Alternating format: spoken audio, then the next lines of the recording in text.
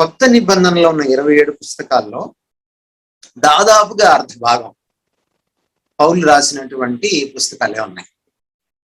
ఆ పుస్తకాలన్నీ పత్రిక రూపాల్లో, ప్రబోధన రూపంలో ఉండడం విశేషం. ఒక హెబ్రీ పత్రికకి కొంత ఆథర్షిప్ గురించి కొంత మీమాంస ఉన్నప్పటికీ కూడా దాదాపుగా దాన్ని ఇగ్నోర్ చేస్తే 13 లెటర్స్, 13 పత్రికలు, ఆయన పత్రికలు కొత్త నిబంధనలో ఎక్కువ భాగాన్ని, సింహ భాగాన్ని అవి ఆక్యుపై చేస్తాయి. నా పౌలు రాసినటువంటి ఈ 13 పత్రికలు కూడా చాలా అద్భుతమైనటువంటి పత్రికలు. దానికి ఒక ప్రత్యేకమైన సందర్భం ఉంది.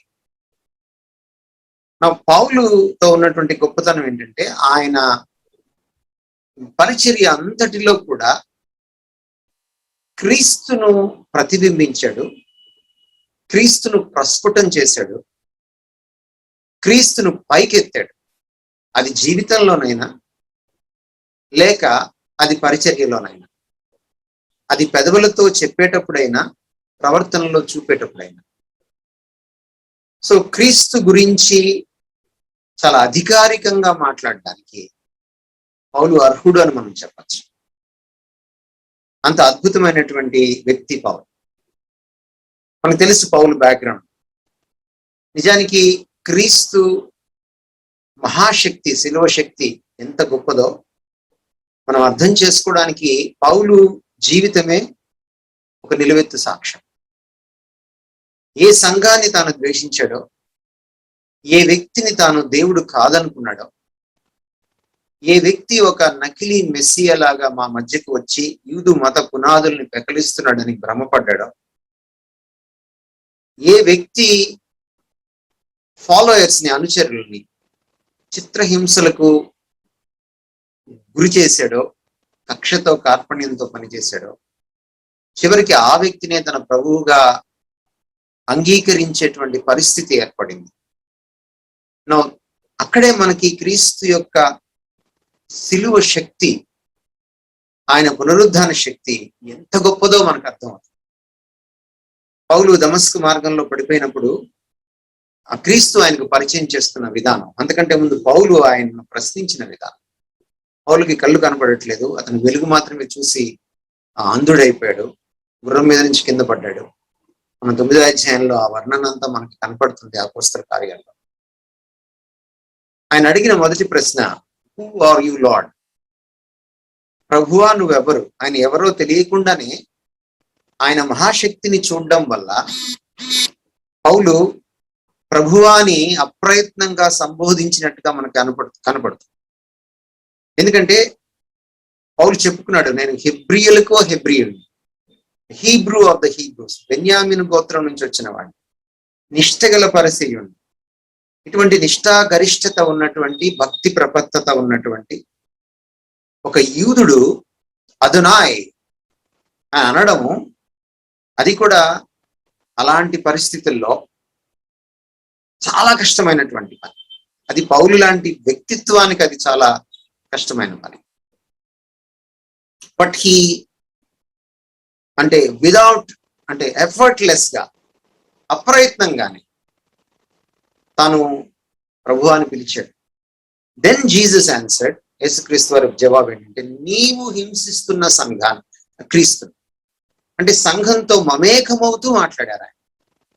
అంటే నువ్వు సంఘాన్ని హింసిస్తే నన్నే హింసిస్తున్నావు, నీవు హింసిస్తున్న యేసును, I'm Jesus whom you are persecuting. అద్భుతమైనటువంటి స్టేట్మెంట్. ఒక్క స్టేట్మెంట్ లోనే పౌలుకి కావాల్సిన జవాబు అంతా దొరికిపోయింది. నేను యేసును అని అన్నప్పుడు యేసు ఎవరు అనేటువంటి ప్రశ్న ఇంక రాదు అక్కడ. ఏ యేసునైతే నువ్వు హింసిస్తున్నావు, అంటే ఏ యేసు సంఘాన్ని అయితే నువ్వు హింసిస్తున్నావు. యేసు క్రీస్తు అనువారు సంఘానికి శిరస్సు అయితే, ఆ శిరస్సు యొక్క దేహాన్నే, శరీరాన్నే పౌలు హింసిస్తున్నాడని అక్కడ అర్థం. సో యేసుక్రీస్తు వారు సంఘంతో మమేకమవుతూ తన సంఘాన్ని హింసిస్తే తననే హింసించినట్టుగా పౌలుకి ఒక స్ట్రాంగ్ వన్ లైనర్ మెసేజ్ ఇచ్చినట్టుగా మనం చూస్తాం. అక్కడి నుంచి ఆ స్పాట్ నుంచి మనం చూస్తే ఆ తర్వాత పౌలుని మనము దాదాపు ఏడి క్రీస్తు శకం 80వ దశకం దాకా కూడా ఆయన జీవించినంత కాలం రోమ్కి వెళ్ళి సీజర్కి సువార్త చెప్పాలన్న తన అభిలాష తీర్చుకుని రాజుల ముందు అధికారుల ముందు తనకు సాక్షిగా ఉండాలి, శ్రమ పొందాలి అన్నటువంటి ఆ క్రీస్తు దర్శనానికి అవిధేయుడు కాక చివరికంట ఆ కమిట్మెంట్ ని చూపిస్తూ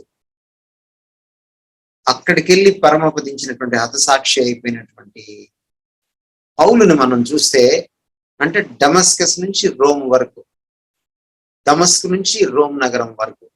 ఆ రోజుల్లో రోమ్ నగరం అంటే ప్రపంచం మొత్తానికి క్యాపిటల్. అది వ్యాపార పరంగా తీసుకోండి, రాజకీయ పరంగా తీసుకోండి. అందుకనే ఈ సామెత పుట్టింది, all roads lead to Rome అనేటువంటి సామెత పుట్టింది. అన్ని దారులు రోమ్ నగరానికే అనే సామెత పుట్టింది. నా ఈ మధ్యకాలంలో తీసుకుంటే ఆయన క్రీస్తుని ఎరిగిన విధానం, ఆయన క్రీస్తుని ప్రేమించిన విధానం, ఆయన క్రీస్తుని ఇంకా ఎరగాలన్నటువంటి ఆ తపన, తృష్ణ క్రీస్తు పట్ల, ఆయన క్రీస్తుని ప్రేమించి ప్రకటించిన విధానం, ఆయన క్రీస్తును పాటించిన విధానం, చివరికి నేను క్రీస్తును పాటించాను, నన్ను పోలి మీరు నడుచుకోండి, నేను ఎలా క్రీస్తుని పోలి నడుచుకున్నాను మీరు అలా నన్ను పోలి నడుచుకోండి అని చెప్పగలిగిన ధైర్యానికి, ఆ లెవెల్ ఆఫ్ మెచ్యూరిటీకి ఆయన ఎదిగాడు. నౌ దాట్ పాల్, ఆ పౌలు ఆల్మోస్ట్ తన మినిస్ట్రీ చివరి భాగంలో, చరమాంకంలో ఈ పత్రికను రాశాడు, కొలస్సీ పత్రిక. నా కొలస్సీ పత్రిక దాదాపుగా మనము గలతీ, ఎఫెస్సి, ఫిలిప్పి, కొలస్సీ, ఫిలెమోను ఈ పత్రికల్ని మనం చూస్తే వీటిల్లో అధిక భాగము ఇవన్నీ కూడా ప్రిజన్ లెటర్స్ అంటారు. అంటే ఖైదులో ఉండగా రాశాడు. అంటే రోమియోలు మొదటిసారి ఆయన్ని ఖైదు పాలు చేశారు. మేబీ థర్డ్ మిషనరీ జర్నీలో ఉంటాడు పౌలు. ఎందుకంటే ఈ పత్రికలన్నీ కూడా క్రీస్తు శకము 50-70 మధ్యకాలంలో, ఈ దశకాల మధ్యకాలంలో, అంటే 50s, 60s and 70s, 70 వరకు, అంటే దాదాపుగా 2 దశాబ్దాల 20 సంవత్సరాల మధ్యకాలంలో రాసినట్టుగా మనకి చరిత్రకారుల నుంచి మనకి సమాచారం అందుతోంది. అంచేత ఆయన థర్డ్ మిషనరీ జర్నీలో, అంటే తన మినిస్ట్రీలో చివరి ఫేజ్ లో ఉన్నాడు. ఫస్ట్ టైం ఆయన్ని తీసుకెళ్లి జైల్లో పెట్టారు రోమియోలో అఫీషియల్ గా. ఆ ప్రిజన్ లో, ఖైదులో, చెరలో ఉండగానే ఆయనకి ఈ సంఘాల నుంచి వచ్చినటువంటి సమాచారాన్ని బట్టి ఆయన ఉత్తరాలు రాశాడు ఆ సంఘాలకి. నిజానికి ఈ కొలస్సీ అనే సిటీలో, అంటే చాలా చిన్న పట్టణం ఇది, అంటే మీ జస్ట్ లైక్ మీ జంగారెడ్డిగూడెం లాగానో, లేకపోతే ఒక హనుమాన్ జంక్షన్ లాగానో, లేకపోతే ఒక గన్నవరం లాగానో, ఏదో ఒక చిన్న టౌన్ లాంటిది అనమాట. ఎఫ్ఎస్సి అనేటువంటి సిటీకి పోల్చుకుంటే ఇది ఒక 100 మైళ్ళ దూరంలో ఉంటుంది. సో కొలస్సీలో ఉన్నటువంటి సంఘస్థులు, లేక క్రీస్తుని నమ్ముకొని ఒక గుంపుగా అక్కడ సహవసిస్తున్న వాళ్ళు, ఆరాధన చేస్తున్న వాళ్ళు, వాక్యంలో ఎదుగుతున్న ఆ గుంపుని ఉద్దేశించి రాసిన పత్రిక తన జైలు నుంచి. ఆ సంఘాన్ని పౌలు స్థాపించలేదు, ఎఫెఫ్రా స్థాపించాడు. ఈ సంఘము ఫిలెమోన్ ఇంట్లో గ్యాదర్ అయ్యారు. ఆ రోజుల్లో బిల్డింగ్స్ లేవు, మనకు తెలుసు, హౌస్ చర్చెస్ ఉన్నాయి వాళ్ళకి. ఎందుకు ఇలా రాయవలసి వచ్చింది అని మనం చూస్తే ఈ నేపథ్యాన్ని, బహుశా ఎఫెఫ్రా ఆయన దగ్గరికి వచ్చి జైలర్ పర్మిషన్ తీసుకొని కలుస్తూ వెళ్ళడం, ఫిలెమోన్ లాంటి వాళ్ళు కూడా. ఎందుకంటే పౌలు వీళ్ళందరికీ పెద్దగా ఉన్నాడు కనుక, అపోస్తలుగా ఉన్నాడు కనుక. నా ఎఫెఫ్రా ఒక ప్రత్యేకమైనటువంటి కన్సర్న్ తోటి పౌలు దగ్గరికి వచ్చినట్టుగా మనకు అర్థం అవుతుంది. పౌలుకి సమాచారం అందించాడు, మా ఎఫెస్ సంఘంలో ఇలా జరుగుతుంది. ఏంటి నేపథ్యం అని మనం చూస్తే, కొంతమంది ఫాల్స్ టీచర్స్, ఇప్పుడు ఎలాగ అబద్ధ బోధకులు, అప్పుడైతే అబద్ధ బోధకులు రావలసి వచ్చేది, వ్యక్తుల్ని కలవవలసి వచ్చేది. ఈ రోజుల్లో ఇంకా ఘోరంగా ఉంది పరిస్థితి. వాళ్ళు టీవీలో ప్రసంగం చేస్తే కొన్ని లక్షల మంది భ్రష్టు పట్టిపోతున్నారు, తప్పుదోవ పడుతున్నారు. సో ఆ రోజుల్లో కూడా ఈ అబద్ధ బోధకుల యొక్క దాడి సంఘం పైన ఉంది, ముఖ్యంగా ఎఫెస్ సంఘం పైన. అంటే అటు యూదుల నుంచి తెచ్చిపెట్టుకున్న, పరిశీల నుంచి తెచ్చిపెట్టుకున్న ఈ లీగలిస్టిక్ యాటిట్యూడ్, అంటే ధర్మశాస్త్రంలోని కొన్ని బాహ్య సంబంధమైన ఆచార వ్యవహారాలు పాటిస్తేనే నువ్వు నీతిమంతుడు అవుతావు అన్నటువంటి లీగలిజం. అంటే ధర్మశాస్త్రంలో ఉన్నటువంటి సోల్ని, ఆత్మను, ఆ అసలు సారాంశాన్ని విడిచిపెట్టి అక్షరాన్ని మాత్రమే పట్టుకుని వేలాడేటువంటి లీగలిజం, దానికి సంబంధించిన వాళ్ళు. మరొక పక్క ఈ బయటి, అంటే లోకంలో ఉన్నటువంటి ఇతరత్ర మతాలకు సంబంధించిన, దైవిక చింతనలకు సంబంధించిన గుంపుల నుంచి వచ్చిన ఆలోచనలు, తర్వాత ఆదిమ శతాబ్దంలో ఉన్నటువంటి జ్ఞానవాదులు, నాస్టిక్స్ అంటాం, వీళ్ళందరి నుంచి కూడా క్రోడీకరించుకున్నటువంటి ఒక కొత్త రకం తప్పుడు బోధ ఈ సంఘాన్ని ప్రభావితం చేయడం మొదలెట్టింది. ఈ ఎఫ్ఎస్ లో ఉన్నటువంటి సంఘాన్ని. ఏమిటి ఈ తప్పుడు బోధకులు ఏం చెప్తున్నారు అని మనం కానీ జాగ్రత్తగా చూస్తే, ఈ తప్పుడు బోధకులు చెప్తున్నటువంటి విషయాల్ని మనం చూస్తే, ఏ యేసుక్రీస్తునైతే మీరు కొలుస్తున్నారో ఆ యేసుక్రీస్తు వారు అటు పూర్తిగా దేవుడు కాదు, ఇటు పూర్తిగా మానవుడు కాదు. ఏదో మన నరసింహావతారం లాగా పూర్తి నరుడు కాదు, పూర్తి సింహము కాదు అన్నట్టు, సగం సగం అన్నట్టు. అటువంటి జీసస్ ని ప్రెజెంట్ చేయడం మొదలెట్టారు వాళ్ళు. ఈయన లాంటి వాళ్ళు చాలా మంది ఉన్నారు ప్రపంచంలో, లేకపోతే దూతల ప్రపంచంలో. ఈరోజు యెహోవా సాక్షులు చెప్తున్నట్టుగా ఈయన కూడా ఒకానొక దూత వంటి బోధ అన్నమాట. సో యేసుక్రీస్తు దేవత్వాన్ని పూర్తిగా ఒప్పుకోకుండా, యేసుక్రీస్తు మానవత్వాన్ని కూడా పూర్తిగా ఒప్పుకోకుండా, యేసుక్రీస్తు ఇటువంటి వ్యక్తి, ఆయన అటు అర్ధభాగం దేవుడు గాను, ఇటు అర్ధభాగం మనిషి గాను ఉన్నాడు కాబట్టి ఆయన మధ్యవర్తిగా ఉండగలిగాడు అనేటువంటి ఒక ప్రబోధం, దేవునికి మనిషికి మధ్యవర్తిగా ఉండగలిగాడు అనేటువంటి ఒక ప్రబోధం తీసుకొచ్చి పెట్టారు. కాబట్టి ఇంప్లికేషన్స్ ఏంటి, దాని నుంచి వచ్చేటువంటి పర్యవసానాలు, తదుపరి ఆలోచన ఏమిటంటే, యేసుక్రీస్తు వారు పూర్తిగా దేవుడు కాదు కాబట్టి ఆయనకు పూర్తి అధికారం లేదు, ఆయన మాత్రమే నీకు సరిపోడు. అంటే నీ రక్షణ కోసం నీవు యేసును ఒక్కడనే పట్టుకుంటే సరిపోదు, ఇంకేదో చెయ్యాలి. లీగలిజం కూడా అదే. లీగలిజం ని, జూయిష్ లీగలిజం ని అడ్రస్ చేయడానికి పౌలు గలతీ పత్రిక రాశాడు.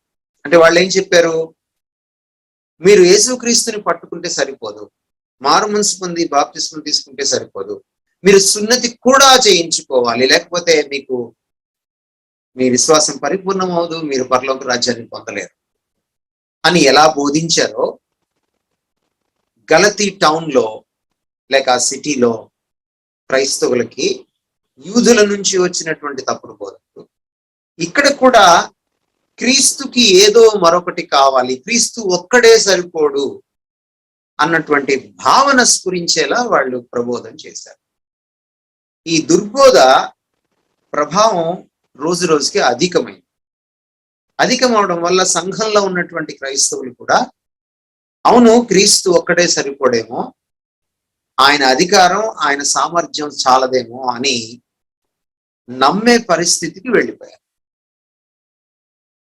సో అప్పుడు ఎపెఫ్రా పరిగెట్టుకుంటా వచ్చాడు. పౌలుని సహాయం అడిగాడు. You do something. సడన్గా మనం జైల్లో ఉంటే మనం ఏం చేస్తాం? ముందు జైల్లోంచి బయటికి రానివయ్యా, అప్పుడు వస్తాను, మీ చర్చికి ప్రసంగం చేస్తాను, 3 రోజుల మీటింగ్లు పెట్టుకోవయ్యా అంటారు. ఎందుకంటే ఆ 3 రోజుల మీటింగ్ లో మనకు చాలా కావాల్సిన కొన్ని విషయాలు జరుగుతాయి. మన కీర్తి ప్రతిష్టలు పెరుగుతాయి, మనకి లైక్లు, ఫాలోయింగ్లు, సబ్స్క్రిప్షన్స్ పెరుగుతాయి, మనకి కావాల్సిన డబ్బు వస్తుంది, లేక మన మినిస్ట్రీ ప్రమోట్ అవుతుంది, వగైరా వగైరా. కానీ పౌలు ఇమీడియట్ గా స్పందించాడు. సో కొలస్సీ పత్రికను ఆయన with a great sense of urgency, చాలా అత్యవసరం ఇది అన్న భావనతో, ఒక ఎమర్జెన్సీ వార్డ్ కి యాక్సిడెంట్ లో చాలా బ్లడ్ పోయి చావు బతుకుల మధ్య ఉన్నటువంటి ఒక పేషెంట్ ని తీసుకువస్తే డాక్టర్ గారు ఎంత ఫాస్ట్ గా రెస్పాండ్ అవుతారో, ఎఫ్ఎస్సి సంఘాన్ని తప్పుడు బోధకులు పట్టి పీడిస్తున్నారు అన్న వార్త వినగానే, అది కాక వాళ్ళు క్రీస్తును తగ్గించి చెప్తున్నారు, తగ్గించి చూపిస్తున్నారు, ఎఫ్ఎస్సి సంఘస్థుల హృదయాల్లో ఉన్నటువంటి క్రీస్తు చిత్రాన్ని వాళ్ళు ఛిద్రం చేస్తున్నారు అన్న సత్యం, వాస్తవాన్ని అతను ఇప్పుడు గ్రహించాడో, ఎప్పుడైతే గ్రహించాడో వెంటనే అతను ఉత్తరం రాయడం మొదలెట్టాడు. అదే కొలస్సీ పత్రిక. ఈ పుస్తకంలో మనం చూస్తే పౌలు ప్రధానంగా కొన్ని అంటే లక్ష్యాలు, ధ్యేయాలు పెట్టుకున్నట్టుగా మనకు అర్థమవుతుంది. మొదటిది ఏంటంటే, చాలా ప్రప్రథమమైంది ఏంటంటే, అసలు ఈ తప్పుడు బోధ ఏమిటి అని దాన్ని వలువలు ఒలిచి, దాన్ని అంటే ఇది ఎంత అసత్యము అని అతను బాహాటంగా దాన్ని ఎక్స్పోజ్ చేయడానికి పూనుకున్నాడు. అలా ఎక్స్పోజ్ చేస్తూ ఆ తప్పుడు బోధకు ధీటైనటువంటి సత్య బోధన, ఒక రీబటల్, ఒక సమర్థవంతమైనటువంటి కౌంటర్ ఆర్గ్యుమెంట్ ని వాళ్ళకి ప్రజెంట్ చేయడం అన్నది ఈ యొక్క పుస్తకంలో ఉన్నటువంటి ప్రధానమైన ఉద్దేశం. ఆ తర్వాత ఈ సంఘస్థులు, కొలస్సీ సంఘస్థులు అంటే తిన పత్రిక పాఠకులు అన్నమాట, తిన పత్రిక గ్రహీతలు అన్నమాట, వాళ్లను ఎంకరేజ్ చేసి ఇలాంటి ఫాల్స్ టీచర్స్ తీసుకొచ్చేటువంటి తప్పుడు బోధ వల్ల కలిగే ప్రమాదాల్లో పడకుండా తమను ఎలా కాపాడుకోవాలో వాళ్ళని జాగృతం చేయడం ఆయన రెండవ లక్ష్యం. మూడవ లక్ష్యం ఏంటంటే, అసలు ఏ క్రీస్తు గురించి వాళ్ళు అపార్థానికి గురయ్యారో అలా గురవకుండా ఉండాలి అంటే, తమలో ఉన్న, తమ మధ్య ఉన్న, తమకు శిరస్సుగా ఉన్న, తమ రక్షణకు కర్త అయినటువంటి క్రీస్తును తాము తెలుసుకొని ఆయనతో నడిచి, ఆయనతో అనుభవాన్ని పొంది, ఆయనలో వాళ్ళు పరిపూర్ణులు కావాలన్న తపనతో రాసినట్టుగా మనకి మూడవ లక్ష్యంగా మనకి కనపడుతుంది. అంతేకాదు, మీరు నిజంగా క్రీస్తులో ఉంటే మీరు ఒకరినొకరు ప్రేమించుకుని, మీరు ఒకరికొకరు చేదోడు వాదుడుగా ఉండాలి అనేటువంటి క్రీస్తు ప్రేమ గురించినటువంటి ఉద్బోధ కూడా అతను చేసినట్టుగా మనకి కనిపిస్తుంది. అయితే ఈ రోజున మనం ప్రప్రథమంగా ఈ కొలస్సీ పత్రికలో ఉన్నటువంటి క్రీస్తు ఔన్నత్యం, కొలస్సీ పత్రికలో ఉన్నటువంటి క్రీస్తు దేవత్వం, కొలస్సీ పత్రికలో ఉన్నటువంటి లేదా పౌలు ప్రెజెంట్ చేసినటువంటి క్రీస్తు సర్వాధిపత్యం, కొలస్సీ పత్రికలో పౌలు ఆవిష్కరించినటువంటి క్రీస్తు మనకు అన్ని రకాలుగా, అన్ని విధాలుగా, అన్ని కాలాల్లో, అన్ని పరిస్థితుల్లో ఎలా సరిపోయినవాడు, చాలినవాడు అని క్రీస్తు చాలిన తత్వాన్ని ఎలా చెప్పాడు అన్నదాన్ని మనం చూడడానికి ప్రయత్నం చేద్దాం. అనేకమైనటువంటి ప్రాక్టికల్ ఇష్యూస్ కూడా ఆయన చివరి 2 అధ్యాయాల్లో, 4 అధ్యాయాలు ఉంటే ఈ పత్రికలో 3-4 అధ్యాయాల్లో చెప్పినప్పటికీ కూడా మనము క్రీస్తు మీద దృష్టి సారించి ఆ క్రీస్తు ఈ రోజు మనకి ఎలా అప్లై అవుతాడు అన్న విషయాల్ని మనం చర్చించుకోవడానికి ప్రయత్నం చేద్దాం ఈ కాసేపట్లో. నా కొలసీ పత్రికను మనం చూస్తే మనం క్రీస్తు గురించి చెప్పాలి అంటే ఒక మాటలో చెప్పాలి అంటే క్రీస్తు చాలినవాడు. అంటే ఏ లేమిలోనైనా, ఏ కొదువలోనైనా, ఏ కొరతలోనైనా, ఏ అసంపూర్ణతలోనైనా, ఏ లోపంలోనైనా, ఏ ఇబ్బందిలోనైనా, ఏ ఇరుకులోనైనా, ఏ కష్టంలోనైనా, ఏ చేతగానితనంలోనైనా, ఏ నిస్సహాయతలోనైనా ఆయన చాలినవాడు. He is sufficient. ఇది కొలసీ పత్రికలో మనకి కనపడేది. కొలసీ పత్రికలో నేను మీకు ముందుగానే చెప్పినట్టుగా తన పత్రికలన్నిటిలో పౌలు ఎలాగా క్రీస్తును ఆవిష్కరించాడు, తన జీవితంలో కూడా క్రీస్తును, తన పరిచర్యలో సైతం క్రీస్తును ఎలా ఆవిష్కరించాడో మీకు నేను చెప్పినట్టుగానే కొలసీ పత్రికలో కూడా ఆయన అవసరాన్ని బట్టి, సందర్భాన్ని బట్టి తనదైన శైలిలో ఆయన క్రీస్తును, అంటే ఆయన వ్యక్తిత్వాన్ని, ఆయన వృత్తిని, అంటే ఆయన పర్సన్ ని, ఆయన వర్క్ ని, ఆయన సౌశీల్యాన్ని, ఆయన పరిచర్యని ఆవిష్కరించాడు ఈ పుస్తకంలో కూడా, అలాగే ఈ పత్రికలో కూడా. So the presentation, the portrayal or false portrayal of the person and work of Christ ప్రప్రథమంగా మనం ఈ రోజున చూడడానికి ప్రయత్నం చేద్దాం. అయిపోయిన తర్వాత మీరు ప్రశ్నలు ఏమంటే కూడా మీరు అడగవచ్చు. ఈ ఫాల్స్ టీచర్స్ అంటే పౌలు కంటే ముందు అక్కడికి చేరారు వాళ్ళు. అంటే పౌలు ఎప్పుడు ఆ సంఘాన్ని స్థాపించి ఉండలేదు కనుక పౌలు ఉత్తరం రాస్తున్నాడు అవసరాన్ని బట్టి. ఎందుకంటే పౌలంత లోతైన అవగాహన మరి అక్కడ ఉన్నటువంటి ఫిలేమోనికి కానీ లేకపోతే ఎఫెఫ్రాకి కానీ ఉండి ఉండకపోవచ్చు. సో తమకంటే ఉత్తముడైనటువంటి, తమకంటే లోతైన జ్ఞానం ఉన్నటువంటి, లేక అపోస్తలుడు చెప్పినప్పుడు అది చాలా అధికారికంగా ఉంటుంది. అపోస్తలులకు ఉన్నటువంటి ప్రత్యేక అధికారాలు ఇంకెవరికి కూడా ఆ తర్వాత, అంటే ఆ 12 మంది అపోస్తల తర్వాత ఇంకెవరికి కూడా ఆ ప్రత్యేక అధికారాలు లేవు. దురదృష్టవశాత్తు ఈరోజు చాలా మంది అపోస్తలులను పెట్టుకుంటున్నారు. అది అపోహ మాత్రమే. ఆ స్థాయి అపోస్తలు అయితే మాత్రం కాదు. వాళ్ళు ప్రసంగం చేస్తే వాక్యం, మనము ప్రసంగం చేయాలంటే వాక్యం మీద ఆధారపడి ప్రసంగం చేయాలి. అది పెద్ద తేడా.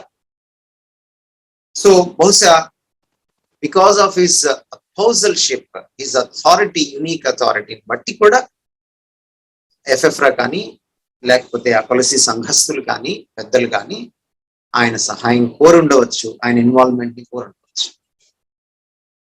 సో పాల్ ఎంత అద్భుతంగా క్రీస్తును ప్రజెంట్ చేశాడంటే ఆయన రిలవెన్స్, ఆ క్రీస్తును ప్రజెంట్ చేసేటువంటి రిలవెన్స్ అంటే ఆనాటి ఆ పరిస్థితికి తగినట్టుగా క్రీస్తు ఔన్నత్యాన్ని, క్రీస్తు చాలిన తత్వాన్ని ఆయన ప్రజెంట్ చేస్తాడు. అలా చేయాలంటే ముందు అసలు ఈ తప్పుడు బోధకులు ఏం చేశారో క్రీస్తు గురించి మనం తెలుసుకోవాలి.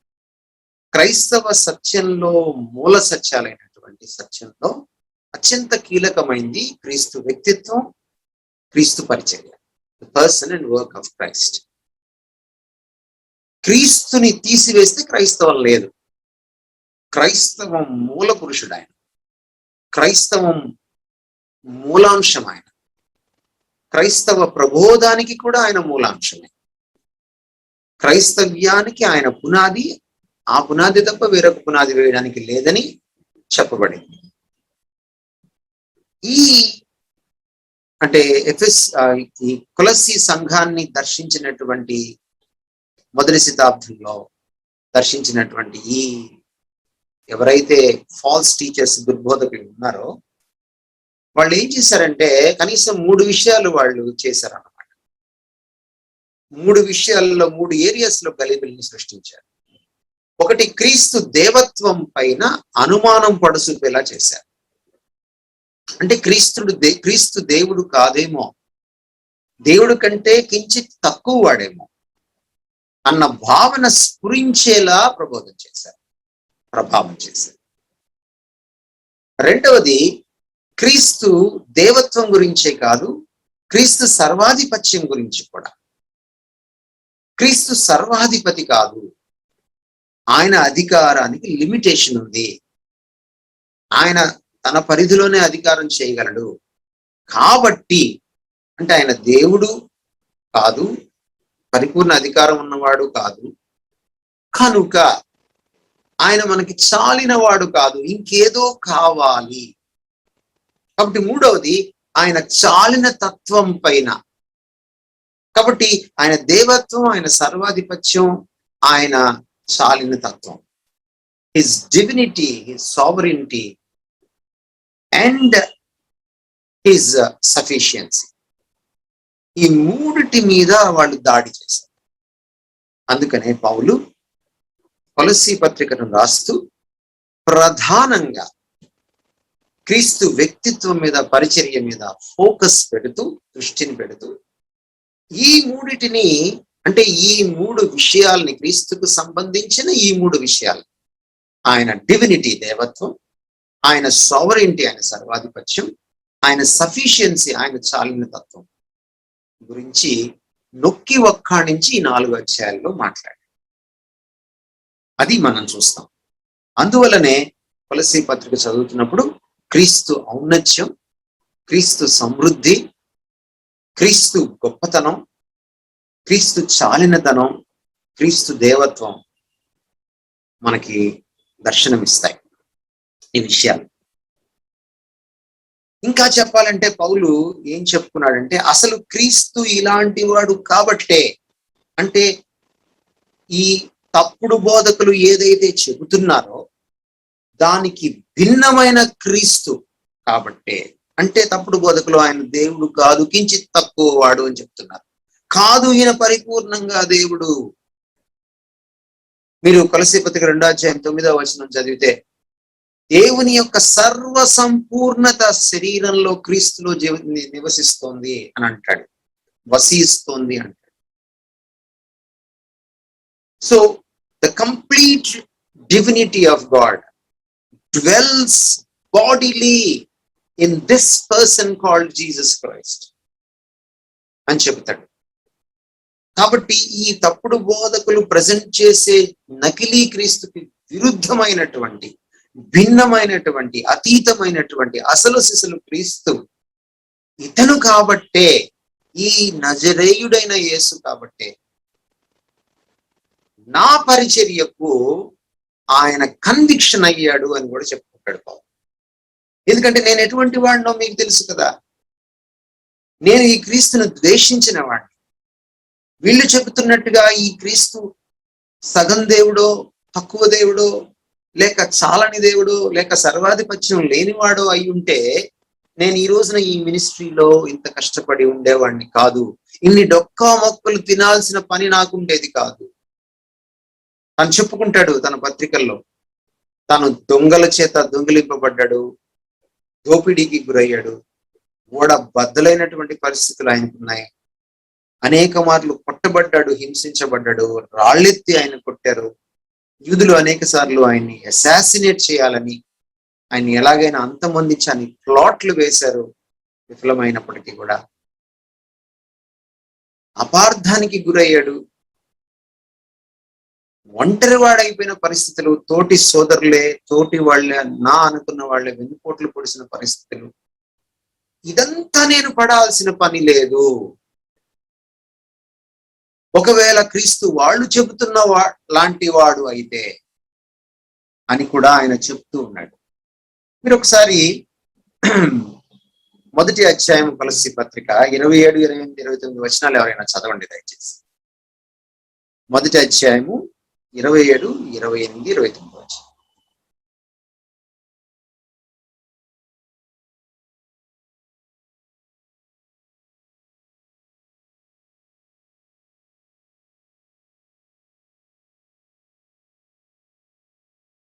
అయ్యా ఉన్నారా? అన్య జనులలో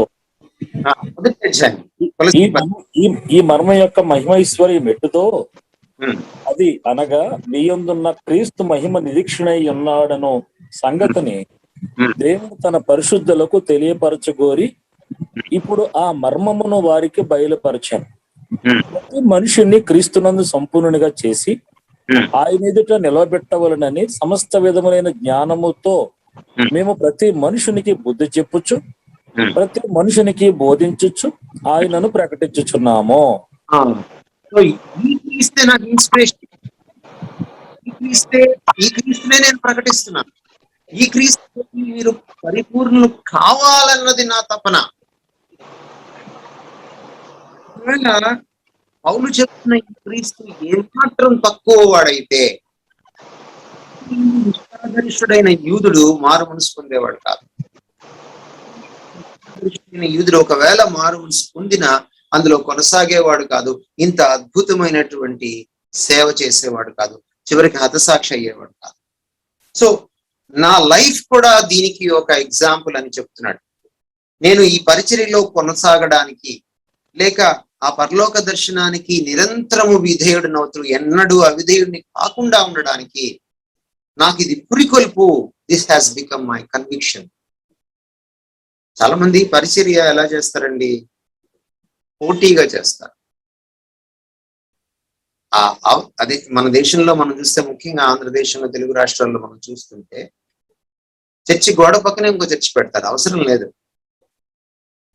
ఇన్ని చర్చిలు పెట్టుకున్న తర్వాత కూడా ఈ రోజున హిందువులకి, ముస్లింలకి, మార్వాడీలకి, అంబేద్కర్ వాదులకి, నామినల్ క్రిస్టియన్స్ కి, లేకపోతే కమ్యూనిస్టులకి, నాస్తికులకి స్వార్థ అందట్లేదు.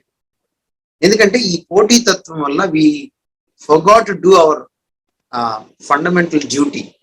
మన అసలు విధిని మర్చిపోయాం, మనం అసలు కర్తవ్యాన్ని మర్చిపోయాం.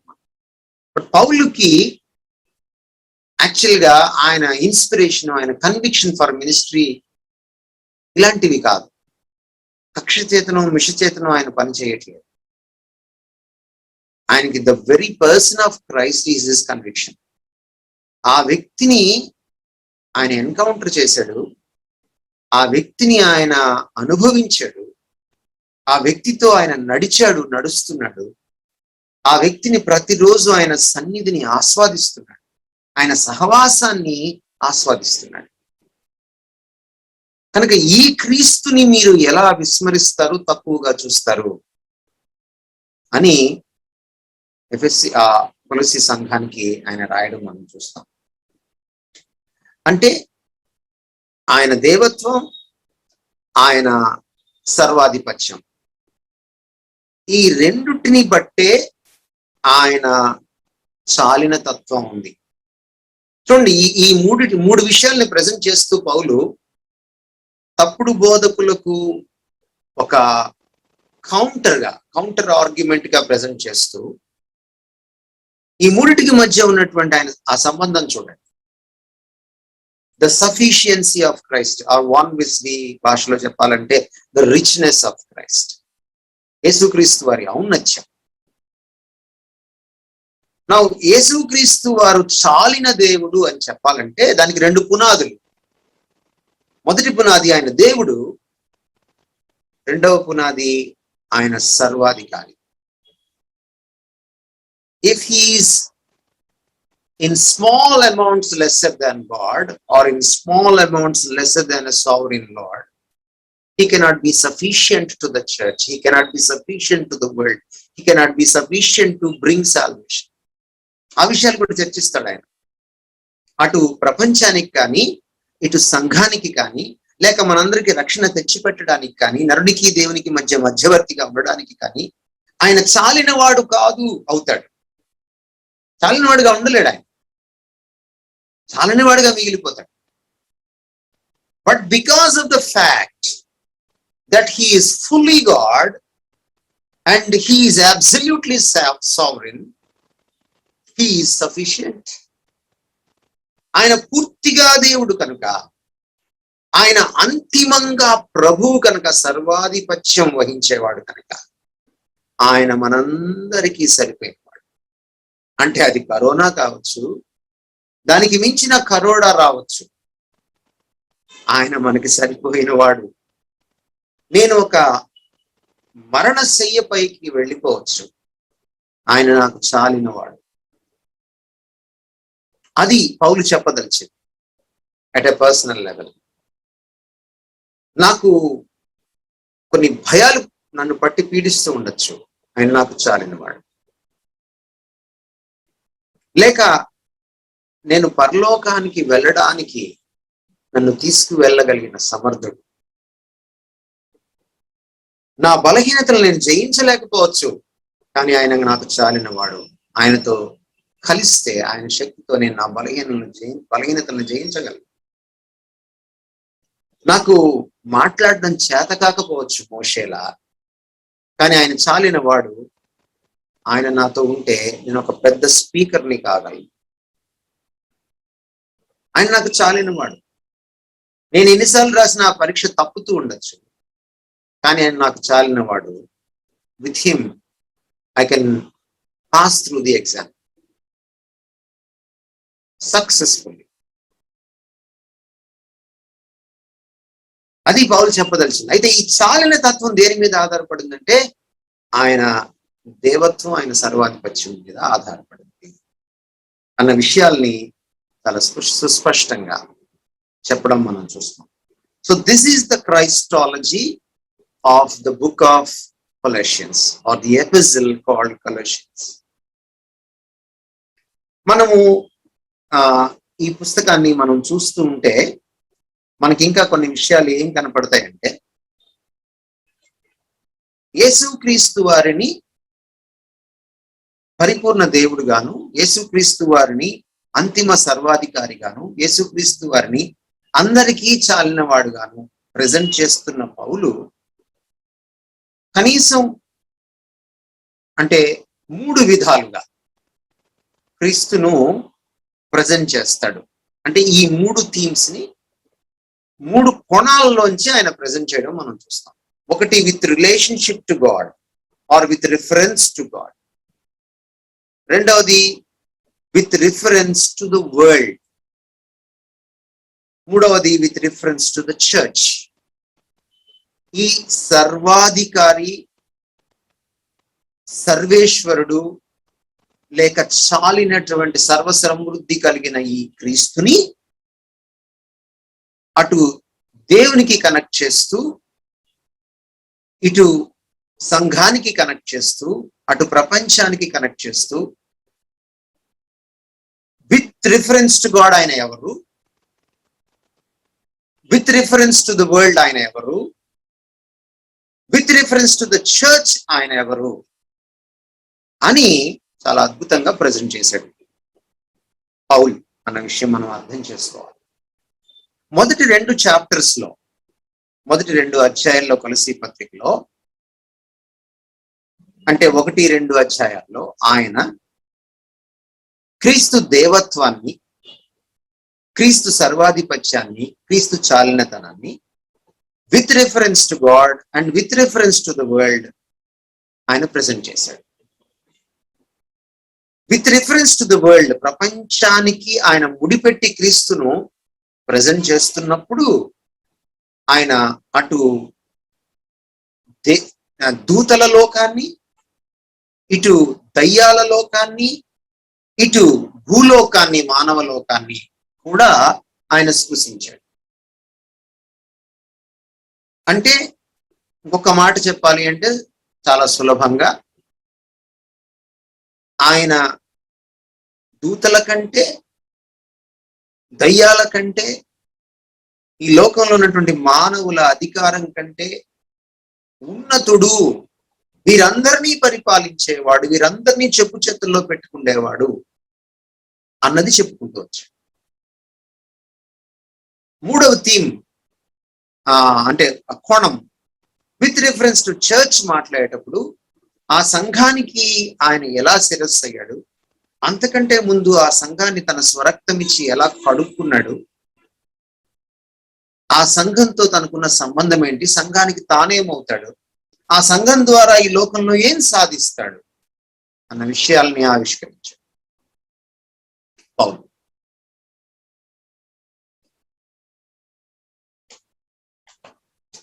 కాబట్టి మనం ఈ 3 కోణాల నుంచి యేసుక్రీస్తు వారి ఈ 3 విషయాల్ని, అంటే his divinity, his sovereignty and his sufficiency, అంటే ఆయన దేవత్వము, ఆయన యొక్క సర్వాధిపత్యము, ఆయన యొక్క సమృద్ధి లేక చాలిన తత్వం గురించి మనం స్టడీ చేద్దాం.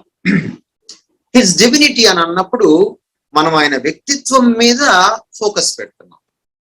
అది మనం అర్థం చేసుకోవాలి మనసులో. మీరు హిస్ డివినిటీ అని రాసుకుంటే బ్రాకెట్ లో హిస్ పర్సన్ అని కూడా రాసుకోవచ్చు. ఆయన వ్యక్తిత్వ ఔన్నత్యం గురించి, అసలు who is he, who is this person called Jesus or Christ, Yesu Kristu అని పిలువబడేటువంటి ఈయన ఎవరు? ఆ రోజున సముద్రం మధ్యలో అకస్మాత్తుగా గాలి తుఫాను లేచినప్పుడు, ఆయన ఓడ అమరం మీద అలిసిపోయి తలగడగా పడుకొని ఉన్నప్పుడు శిష్యులు మొదట ఆ గాలి తుఫాను చూసి భయపడి, ఆయన లేచి ఆ గాలి తుఫాన్ని నిమ్మళపరిచిన తర్వాత వాళ్ళు వేసుకున్న ప్రశ్న, గాలి తుఫాను చూసి భయపడడం మానేసి ఈయన చూసి భయపడడం మొదలెట్టినప్పుడు వాళ్ళు వేసుకున్న ప్రశ్న ఏంటంటే, ఈయన ఎవరో? Now that is what we are going to see in the presentation or in the portrayal of Paul in this epistle or Colossians. కొలస్సీ పత్రికలో మనం పౌలు ప్రెజెంట్ చేసిన దాంట్లో చూడబోతున్నాం. Now దయచేసి నాకు హెల్ప్ చేయండి. మళ్ళీ మొదటి అధ్యాయం 13వ వచనం ఒకసారి చదవండి. మొదటి అధ్యాయము 13వ. ఆయన మనలను ఈ పాత్ర ఎవరైనా ఒకరు తీసుకుంటారు. ఆయన మనలను అంధకార సంబంధమైన అధికారములో నుండి విడుదల చేసి తాను ప్రేమించిన తన కుమారుని యొక్క రాజ్య నివాసులుగా చేసెను. చాలు. యేసుక్రీస్తు వారిని విత్ రిఫరెన్స్ టు గాడ్ ఇక్కడ సంబోధిస్తున్నాడు పౌలు. విత్ రిఫరెన్స్ టు గాడ్ ఏమని సంబోధిస్తున్నాడు? తెలుగులో ఏముంది చూడండి. With reference to the father. ఏంటి ఏమంటున్నాడు? ఆ పదజాలం ఏమిటి? ఆ ఫ్రేజ్ ఏంటి చెప్తారండి మీరు? ఇప్పుడు మీరు చదివిన వాక్యమే. ఆయన మనలను అంత చదవక్కర్లా. అంధకార నాకు అయ్యా విత్ రిఫరెన్స్ టు గాడ్ అక్కడ ఉన్నటువంటి ఆ పదజాలం చెప్పండి చాలు. అంధకార సంబంధమైన అధికారంలో నుండి విడుదల చేసి. నో ఆయన కుమారుడని పిలిచాడు. ఎలాంటి? Okay okay okay. తాను ప్రేమించిన తన కుమారుని యొక్క తన కుమారుని యొక్క రాజ్య నివాసులనుగా చేసెను. ప్రేమించిన తన కుమారుడు మనం చూస్తున్నాం. ప్రేమించిన తన కుమారుడు తండ్రి చెప్తున్నాడు, దేవుడు చెప్తున్నాడు ఈ మాట. So who is Jesus Christ? ఈ తప్పుడు బోధకులు చెప్తున్న దానికి భిన్నంగా ఆయన ఎవరు అంటే, ఆయన దైవ కుమారుడు. ఎటువంటి కుమారుడు? దైవ ప్రేమ, తన ప్రియ కుమారుడు, తాను బాగా ఇష్టపడేవాడు. తాను ప్రపంచం మొత్తంలో దూతల్ని కానీ మనుషుల్ని కానీ మరి దేన్ని కానీ తాను చేసిన సృష్టిని కానీ ప్రేమించలేనట్టుగా అంతకు మించి ప్రేమించేటువంటి తన సొంత కుమారుడు, తాను ప్రేమించే తన కుమారుడు. ఆ పదజాలం చూడండి జాగ్రత్తగా. Now that was a relationship of Jesus Christ with his father.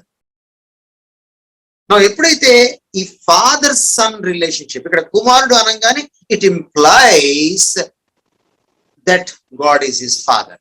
అక్కడ తండ్రి అనే మాట లేదు ఆ వచనంలో. కుమారుడు అనగానే మన కామన్ సెన్స్ కి వెలిగేది ఏంటంటే ఆయన తండ్రి అన్నమాట. బైబిల్ చదివేటప్పుడు కామన్ సెన్స్ వాడాలి. క్రీస్తు రక్తంలో, అందుకనే కామన్ సెన్స్ కూడా కడగబడాలి. వాక్యం చేత కామన్ సెన్స్ కూడా పట్టబడాలి, వెలిగింపబడాలి.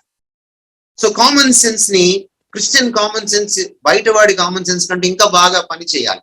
ఎందుకంటే ఇది శుద్ధీకరించబడిన శాంక్టిఫైడ్ కామన్ సెన్స్, పవిత్రీకరించబడినటువంటి ఇంగిత జ్ఞానం. ఇది కాబట్టి ఇంగిత జ్ఞానం ఏం చెప్తుంది? క్రైస్తవ ఇంగిత జ్ఞానం మనకి తండ్రి కుమారుల సంబంధం అది అని మొట్టమొదట ఫండమెంటల్ గా, మౌలికంగా మనకు అర్థమవుతోంది.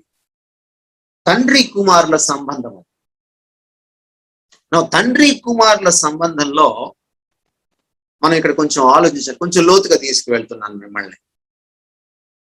సాధారణంగా తండ్రి పుట్టిన తర్వాత ఓ 20 ఏళ్లకు 25 ఏళ్లకు పెళ్లి చేసుకుంటాడు, కొడుకు పుడతాడు. పుడితే ఒకవేళ మగపిల్లవాడు పుడితే. సో తండ్రికి కొడుక్కి ఓ 25 ఏళ్ళ డిఫరెన్స్ ఉంటుంది. తండ్రికి కొడుక్కి కాలంలో తేడా ఉంటుంది. అంటే తండ్రి భూమి మీదకి వచ్చిన ఓ 25 ఏళ్ళకి, ఓ 20 ఏళ్ళకి కొడుకు భూమి మీదకి వస్తాడు. ఇద్దరు ఒకే కాలంలో ఎగ్జిస్ట్ అయిన వాళ్ళు కాదు, ఒకే కాలంలో అస్తిత్వాన్ని కలిగిన వాళ్ళు కాదు, ఒకే కాలంలో జీవించిన వాళ్ళు కాదు. కనీసం ఓ 25 ఏళ్ళ గ్యాప్ ఉంటుంది. కాబట్టి తండ్రి కుమారుడి కంటే సీనియర్ అవుతాడు. త్రియేక దేవత్వంలో అది కాదు. త్రియేక దేవత్వంలో తండ్రి కుమారులు ఏకకాలంలో వాళ్ళు ఉనికిలో ఉంటారు. ఆ అనంత తత్వంలో ఇది సాధ్యమవుతుంది. ఈ పరిమిత తత్వంలో ఇది సాధ్యం కాదు. సిఎస్ లూయిస్ చాలా అద్భుతంగా ఈ డాక్ట్రిన్ ఆఫ్ ఈ క్రిస్టియన్ డాక్ట్రిన్ ని, లేకపోతే ఈ క్రైస్టాలజీని, లేకపోతే ఈ ట్రినిటేరియన్ డాక్ట్రిన్ ని అద్భుతంగా చెప్తాడు. బీయింగ్ ఏ లేమన్, ఆయన థియాలజియన్ కాకపోయినప్పటికీ. సిఎస్ లూయిస్ ఏమంటాడంటే, నేను క్రియేటివ్ గా మన పరిస్థితికి తగ్గట్టుగా ఆ ఇలస్ట్రేషన్ ని కూడా కొంత నేను స్వేచ్ఛానువాదం చేసుకుంటున్నాను. మీరు పెన్తో రాసుకుంటా ఉండొచ్చు కొంతమంది. ఒకవైపు పెన్నుని, ఇంకో వైపుని పెన్సిల్ ని మీరు ఊహించుకోండి మీ మనసులో అంటాడు. పెన్ను ఒక బ్లూ కలర్ లో ఉంటే పెన్సిల్ ఒక వైట్ కలర్ లో ఉంది. సో ఒక బ్లూ అండ్ వైట్ పెన్సిల్ ని ఇటువైపు పెన్ గాను, ఇటువైపు పెన్సిల్ గాను, ఇటువైపు బ్లూ కలర్ గాను, ఇటువైపు వైట్ కలర్ గాను మనసులో ఆ చిత్రాన్ని ఊహించుకోమంటాడు. అంటే ఒక ఊహాజనితమైనటువంటి ఎగ్జాంపుల్ మొదట ఇస్తాడు. ఊహించుకున్నారా అని అడుగుతాడు. కాసేపటికి కొన్ని సెకండ్ల తర్వాత మీరు ఊహించుకొని ఉంటారు. ఇప్పుడు కూడా మీరు ఊహించుకొని ఉంటారు అటువంటి చిత్రాన్ని. అంటే ఒక వైపున బ్లూ కలర్ పెన్, ఇంకో వైపున వైట్ కలర్ పెన్సిల్ ఉన్నటువంటి ఏక వస్తువుని మీరు ఊహించుకొని ఉంటారు. ఈ ఊహించుకున్న తర్వాత చిత్రం ఏర్పడి ఉంటుంది మీ మనసులో. సిఎస్ లూయిస్ అడిగిన ప్రశ్న ఇప్పుడు మిమ్మల్ని అడుగుతున్నాను నేను. ఇప్పుడు చిత్రం ఉందా, ఊహం ఉందా? చిత్రం ఉందా, ఊహం ఉందా? Which is first? మీ మనసులో ఏర్పడింది, మీ మనసులో పిక్చర్ ముందు ఏర్పడిందా, ఇమాజినేషన్ ముందు ఏర్పడిందా, ఊహ ముందు ఏర్పడిందా, లేక చిత్రం ఏర్పడిందా, లేక ఇంకేదైనా జరిగిందా? ఊహ. చాలా మంది ఇదే చెప్తారు, ముందు ఊహ అంటారు. కానీ మీరు జాగ్రత్తగా ఆలోచిస్తే మీరు ఊహంతా ఊహించిన తర్వాత చిత్రం ఏర్పడలా. మీరు ఊహిస్తూ ఉండగా చిత్రం కూడా ఏర్పడుతూ వచ్చింది మీ మనసులో. ఊహా చిత్రం ఏకకాలంలో మీ మనసులో ఉనికిలోకి వచ్చాయి. ఊహిస్తుండగా చిత్రం ఏర్పడింది. ఊహ పూర్తయ్యేటప్పటికి చిత్రం కూడా పూర్తయిపోయింది. కాలంలో మీ మనసులో మెదిలాయి. ఇది ఒక ఎగ్జాంపుల్ మాత్రమే, దేవుడికి ఎవడ example ఇవ్వలేడు.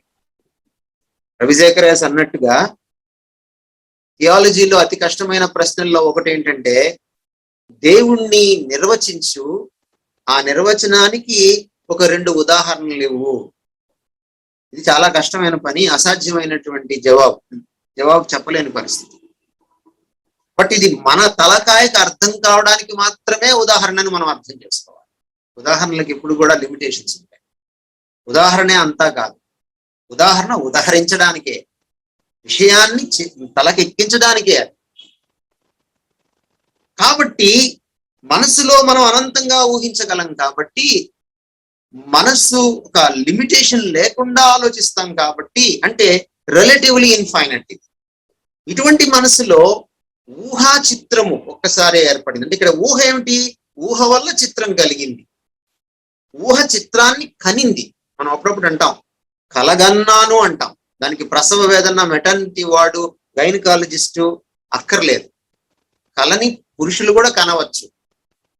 We can be impregnant with many thoughts, ideas and dreams. కాబట్టి మానసికంగా కలగనవచ్చు మనం.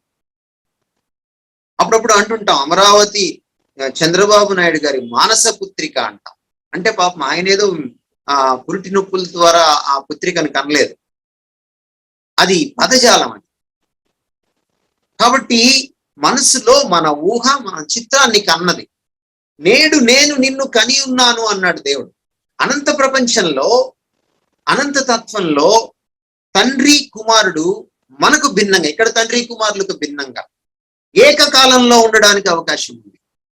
అందువల్లనే యెషయా గ్రంథంలో ప్రవచనకర్త క్రీస్తును ప్రజెంట్ చేస్తూ మనం క్రిస్మస్ కి ఎప్పుడు అనాలోచితంగా కోట్ చేసేటువంటి ఆ వచనం, ఏలయనగా మనకు శిశువు పుట్టెను, మనకు కుమారుడు అనుగ్రహించబడినని చెప్పిన తర్వాత ఆయన లక్షణాల్లో ఆయన నిత్యుడైన తండ్రి అని పిలిచాడు. కుమారుణ్ణే తండ్రి అని పిలుస్తున్నాడు డైరెక్ట్ గా.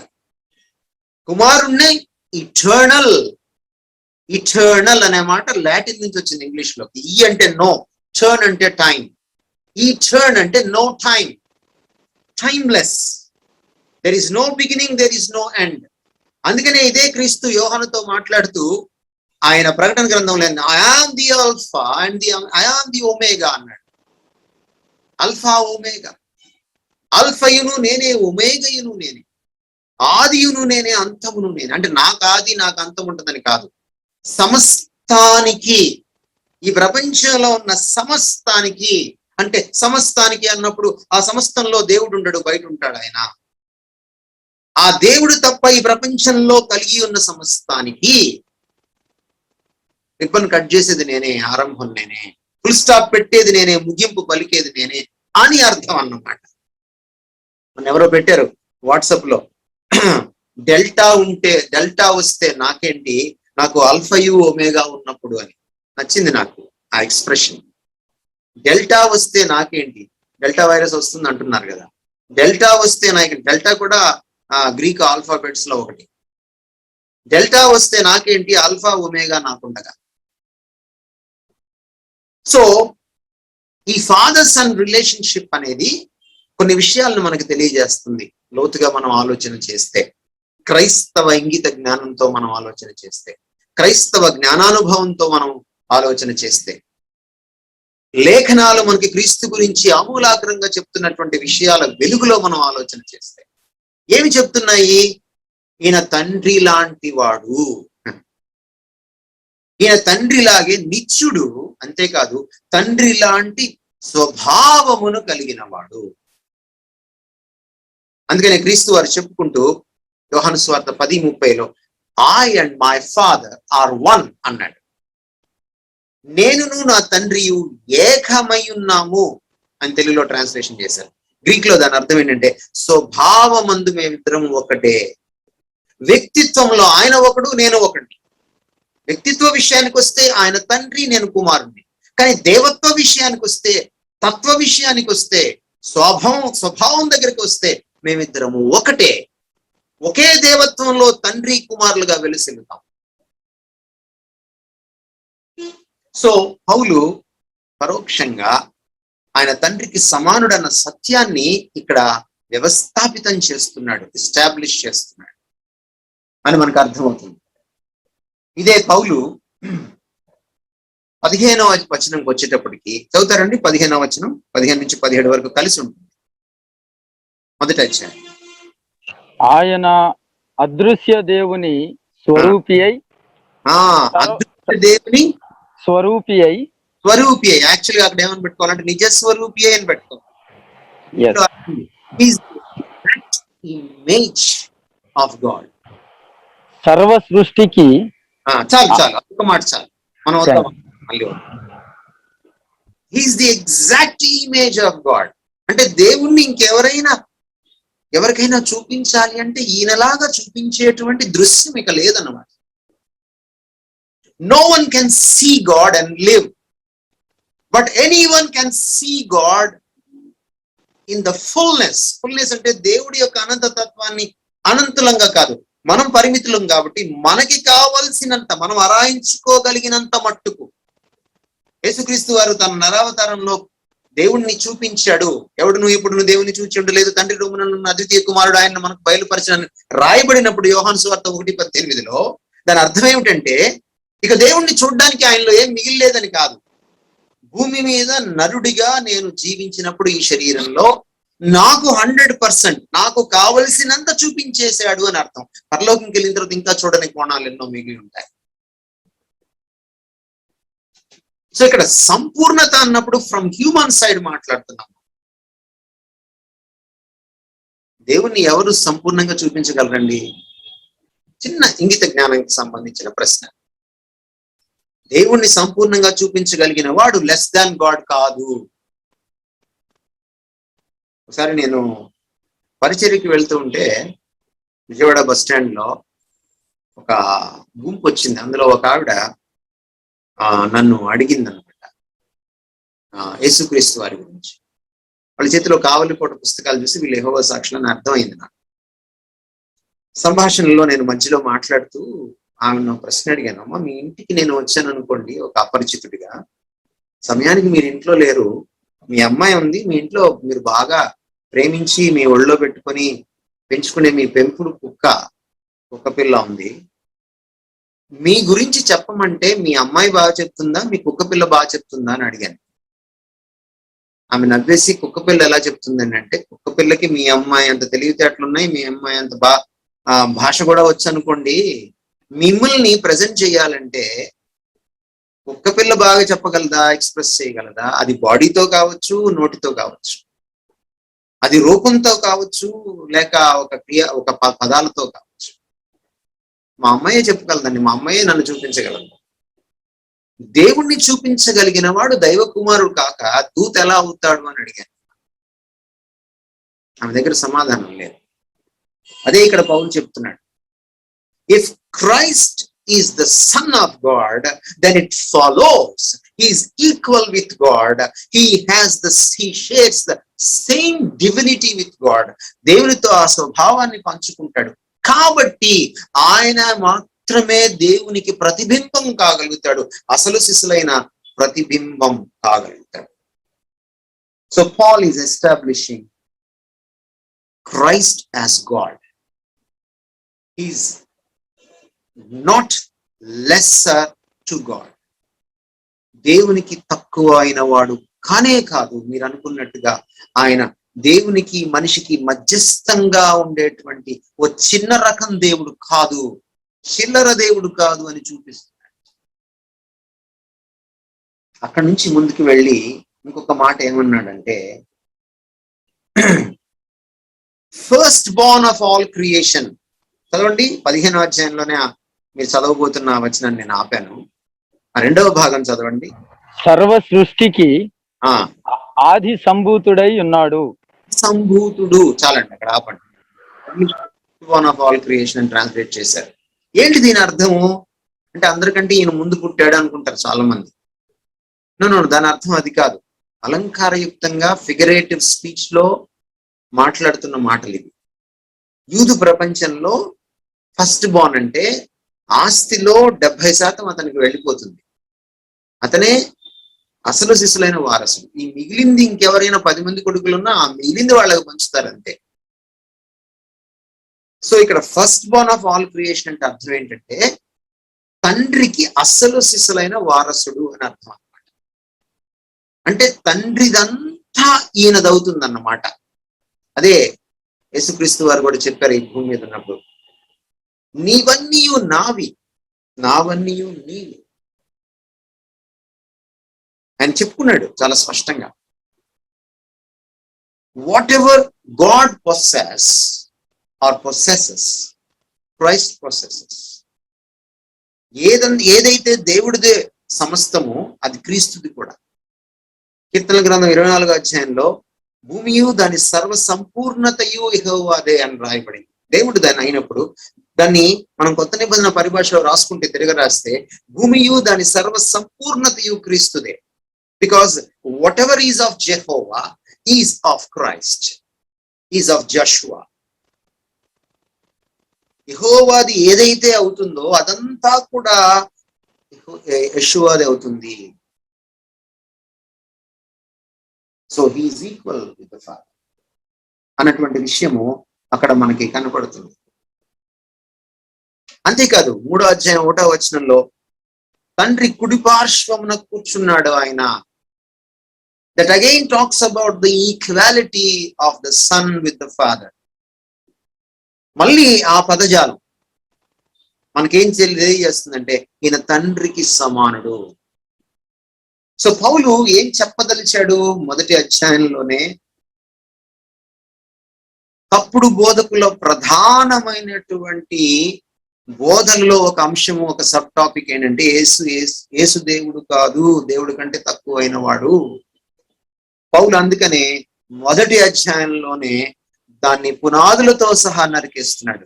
నో, మీరు చెప్పింది తప్పు, క్రీస్తు దేవుడు. ఇలా చెప్పడానికి పౌలు తన అనుభవాన్ని వాడుకోవట్లేదు, అనుభవం కలద్దాల నుంచి దేవుణ్ణి చూడట్లేదు. పౌలు లేఖనాల మీద ఆధారపడుతున్నాడు. పౌలు క్రీస్తు అసలు శిశులం వ్యక్తిత్వం గురించినటువంటి ఏదైతే మనకి చెప్పబడిందో, తెలియజేయబడిందో దాని మీద ఆధారపడుతున్నాడు. చూడండి, చాలాసార్లు కరోనా లాంటి ఇబ్బందులు వచ్చినప్పుడు, మనకి కష్టాలు వచ్చినప్పుడు మనం హాస్పిటలైజ్ అవ్వచ్చు, లేకపోతే మనకి ఏదైనా మాత్రలు వికటించవచ్చు, లేక మనము ఇక పోయాంరా అయిపోయాం మన పని అనుకోవచ్చు. ఆర్థిక ఇబ్బందులు రావచ్చు, అది పాస్టర్స్ అయినా బయట వాళ్ళైనా. అలా వచ్చినప్పుడు చాలాసార్లు ఏం చేస్తామంటే మన కష్టాల కళ్ళద్దాల నుంచి దేవుడిని చూస్తాం. అదే మనం చేసే పెద్ద పొరపాటు. కొన్నిసార్లు మనం అనుకున్నట్టుగా జరగదు, మనం అనుకున్నట్టుగా తొందరగా మంచం మీద నుంచి లేవలేం. మనకు అప్పుడు అనిపిస్తుంది, మనం దేవుడు స్వస్థపరిచే దేవుడైనా ఈ దేవుడు, ప్రార్థనలు వినే దేవుడైనా ఈ దేవుడు, ఇంతకాలం మనం ప్రబోధించినటువంటి, ఇంతకాలం మనం ఆలోచించినటువంటి, విశ్వసించినటువంటి దేవుడైనా ఈ దేవుడు. ఈ ఫేస్ గుండా ఎవరో ప్రతి ఒక్కళ్ళం ఏదో ఒక సమయంలో వెళ్తాం, విశ్వాసం కూడా. దేవుణ్ణి శంకించేటువంటి పరిస్థితులు మన జీవితంలోకి వస్తాయి. ఎందుకు వస్తుంది ఈ శంఖ, ఈ అనుమానం, ఈ డోలాయమానం ఎందుకు వస్తుంది అంటే, మనము పరిస్థితుల కళ్ళద్దాల నుంచి, కష్టాల కళ్ళద్దాల నుంచి, అనుభవాల కళ్ళద్దాల నుంచి దేవుణ్ణి చూస్తాం. మన ఎవరో పెద్ద పాస్టర్ గారు వాళ్ళ అమ్మాయికి పెళ్లి చేస్తున్నారు, ధూమ్ధామ్సే టీవీలో వస్తా ఉంది లైవ్ షో. ఆ తర్వాత వీడియో పెట్టారు యూట్యూబ్ లో. ఆయన చెప్తున్నారు, ఆ తండ్రి గారు ఆ అబ్బాయి వాళ్ళకి సంబంధించిన వాళ్ళ అమ్మాయిని అడగడానికి వచ్చినప్పుడు ఆయన చెప్తున్నారు అనమాట, మాకు దేవుడు చూపించాలి దర్శనంలో, చూపిస్తే మీరు అనుకున్నట్టుగా మా అమ్మాయిని ఇస్తాం. అంటే చాలా మంది ఈ రోజుకి కూడా బైబిల్ని మనకి ఇంత ఇచ్చిన తర్వాత 66 పుస్తకాల సమాహారాన్ని, ఒక పరిపూర్ణమైనటువంటి లేఖన భాగాన్ని మనకి దేవుడు ఇచ్చినప్పటికీ కూడా మనం ఇంకా ఎక్స్పీరియన్స్ల మీద ఆధారపడతాం. ఏదో ఒక ఎక్స్పీరియన్స్ జరగాలి.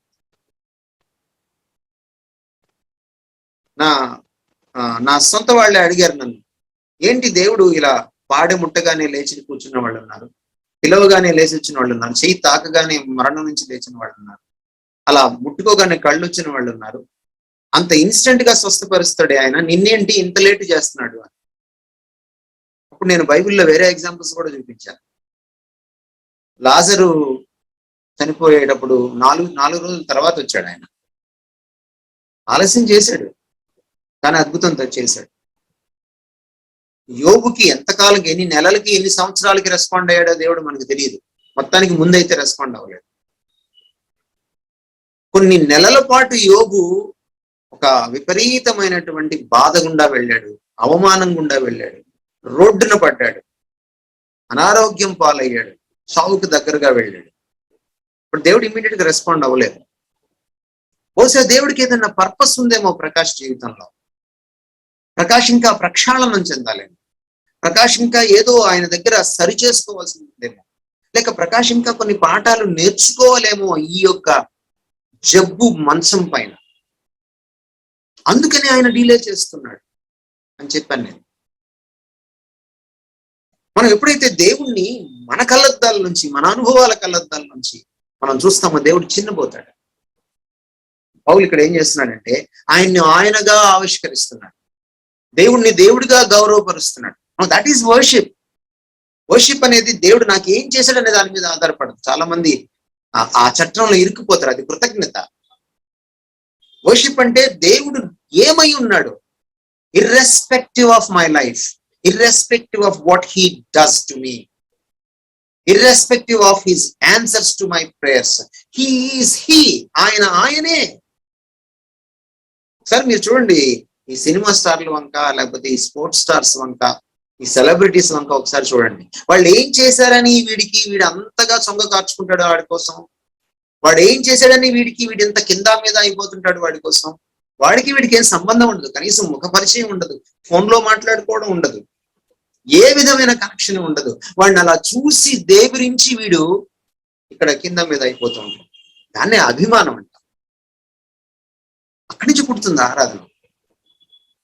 If a sports star, if a cine star, if a celebrity అంత డిజర్వ్ చేస్తే ఆయన ఎంత డిజర్వ్ చేస్తాడు మన ఆరాధన. దట్స్ కొలెషన్స్. సెకండ్ పార్ట్ లోకి మనం వచ్చి చూసినప్పుడు మనకు అర్థమయ్యేది ఏంటంటే హిజ్ ఆఫీస్, హిజ్ సావరెంటీ, ఆయన సర్వాధిపత్యం, ఆయన అధికారం. ఆయన వ్యక్తిత్వమే కాదు, ఆయన దేవుడు, ఆయన అధికారం. ఎలాంటి అధికారం అయింది? సర్వాధిపత్యం. సర్వ అంటే నిజంగానే సర్వ. మనము మన మానవ భాషలో కూడా చాలాసార్లు పొలిటికల్ గా ఈ మాటలను ఉపయోగిస్తూ ఉంటాం. మన మినిస్టర్స్ ప్రమాణ స్వీకారం చేసేటప్పుడు ఈ మాట వస్తుంది, సార్వభౌమాధికారం. పాపం చాలా మంది మినిస్టర్లు ఈ మధ్య పలకలేకపోయారని సోషల్ మీడియాలో పాపం వాళ్ళకి తాటేకలు కట్టారు. సార్వభౌమాధికారం అంటే దేశ సార్వభౌమాధికారానికి నేను కట్టుబడి ఉంటాను, దేశ సార్వభౌమాధికారానికి భంగం కలిగించే విషయాలు ఏం చేయను, దేశ సార్వభౌమాధికారాన్ని నేను పైకెత్తుతాను, ఆనర్ చేస్తాను అనేటువంటి ధోరణిలో వాళ్ళు ప్రమాణ స్వీకారం చేస్తున్నారు. కానీ మన దేశానికి సార్వభౌమాధికారం ఎక్కడ ఆగిపోతుంది? పాకిస్తాన్ బోర్డర్ దగ్గర, శ్రీలంక బోర్డర్ దగ్గర, బర్మా బోర్డర్ దగ్గర, ఆఫ్ఘనిస్తాన్ బోర్డర్ దగ్గర ఆగిపోతుంది. అది మన సార్వభౌమాధికారం. కానీ దేవుడు సార్వభౌమాధికారి, సర్వాధికారి అన్నప్పుడు అది అస్సలు సిస్సలు సర్వాధికారం. ఆయనకి ఎల్లలు లేవు, ఆయన సర్వాధికారం, హద్దులు లేవు. ఇదేదో అలంకారయుక్తంగా చెప్పడం కాదు, లిటరలీ ఇది ఫక్తు వాస్తవం. ఇది అస్సలు సిస్సలు సత్యం, అక్షర సత్యం. దేవుడికి ఉండేటువంటి అధికారం అలాంటిది.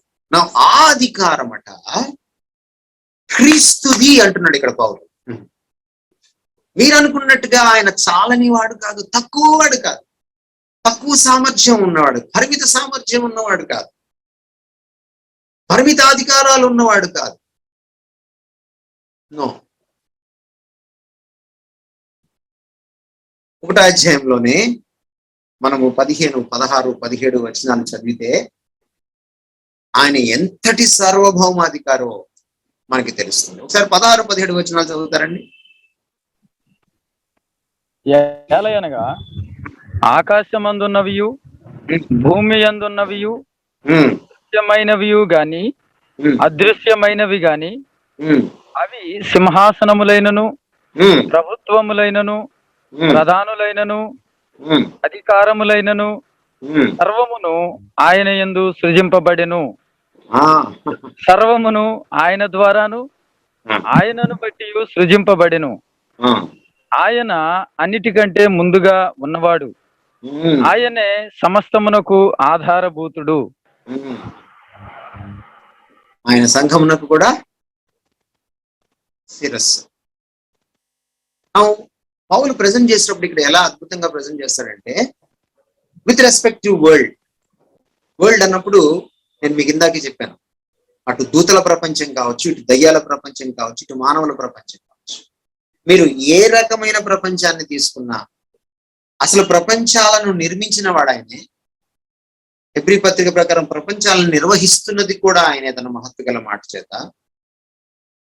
ప్రపంచాన్ని తన కోసమే నిర్మించుకున్నాడు. కాబట్టి ప్రపంచం ఈరోజు ఉన్నది అంటే అది దేవలోకమైన, దయ్యాలోకమైన, మానవలోకమైన ఆయన కోసమే ఉంది. మన పర్పస్ అంతా ఆయనలో ఎగ్జిస్ట్ అయింది. మనం ఆయనకు కట్టుబడి ఉన్నాం. ఒక మాటలో చెప్పాలంటే is the lord of the universe and we are the subjects of his lordship. ఆయన సర్వ విశ్వానికి ఆయన చక్రవర్తి అయితే ఆ చక్రవర్తికి మనము అందరము సేవకులము, సామంతులు, తల వంచేవాళ్ళం. సో ఈ 1వ అధ్యాయం 2వ అధ్యాయాన్ని మనం జాగ్రత్తగా చదివితే మనకు అర్థమయ్యే కొన్ని విషయాలు ఏమిటంటే,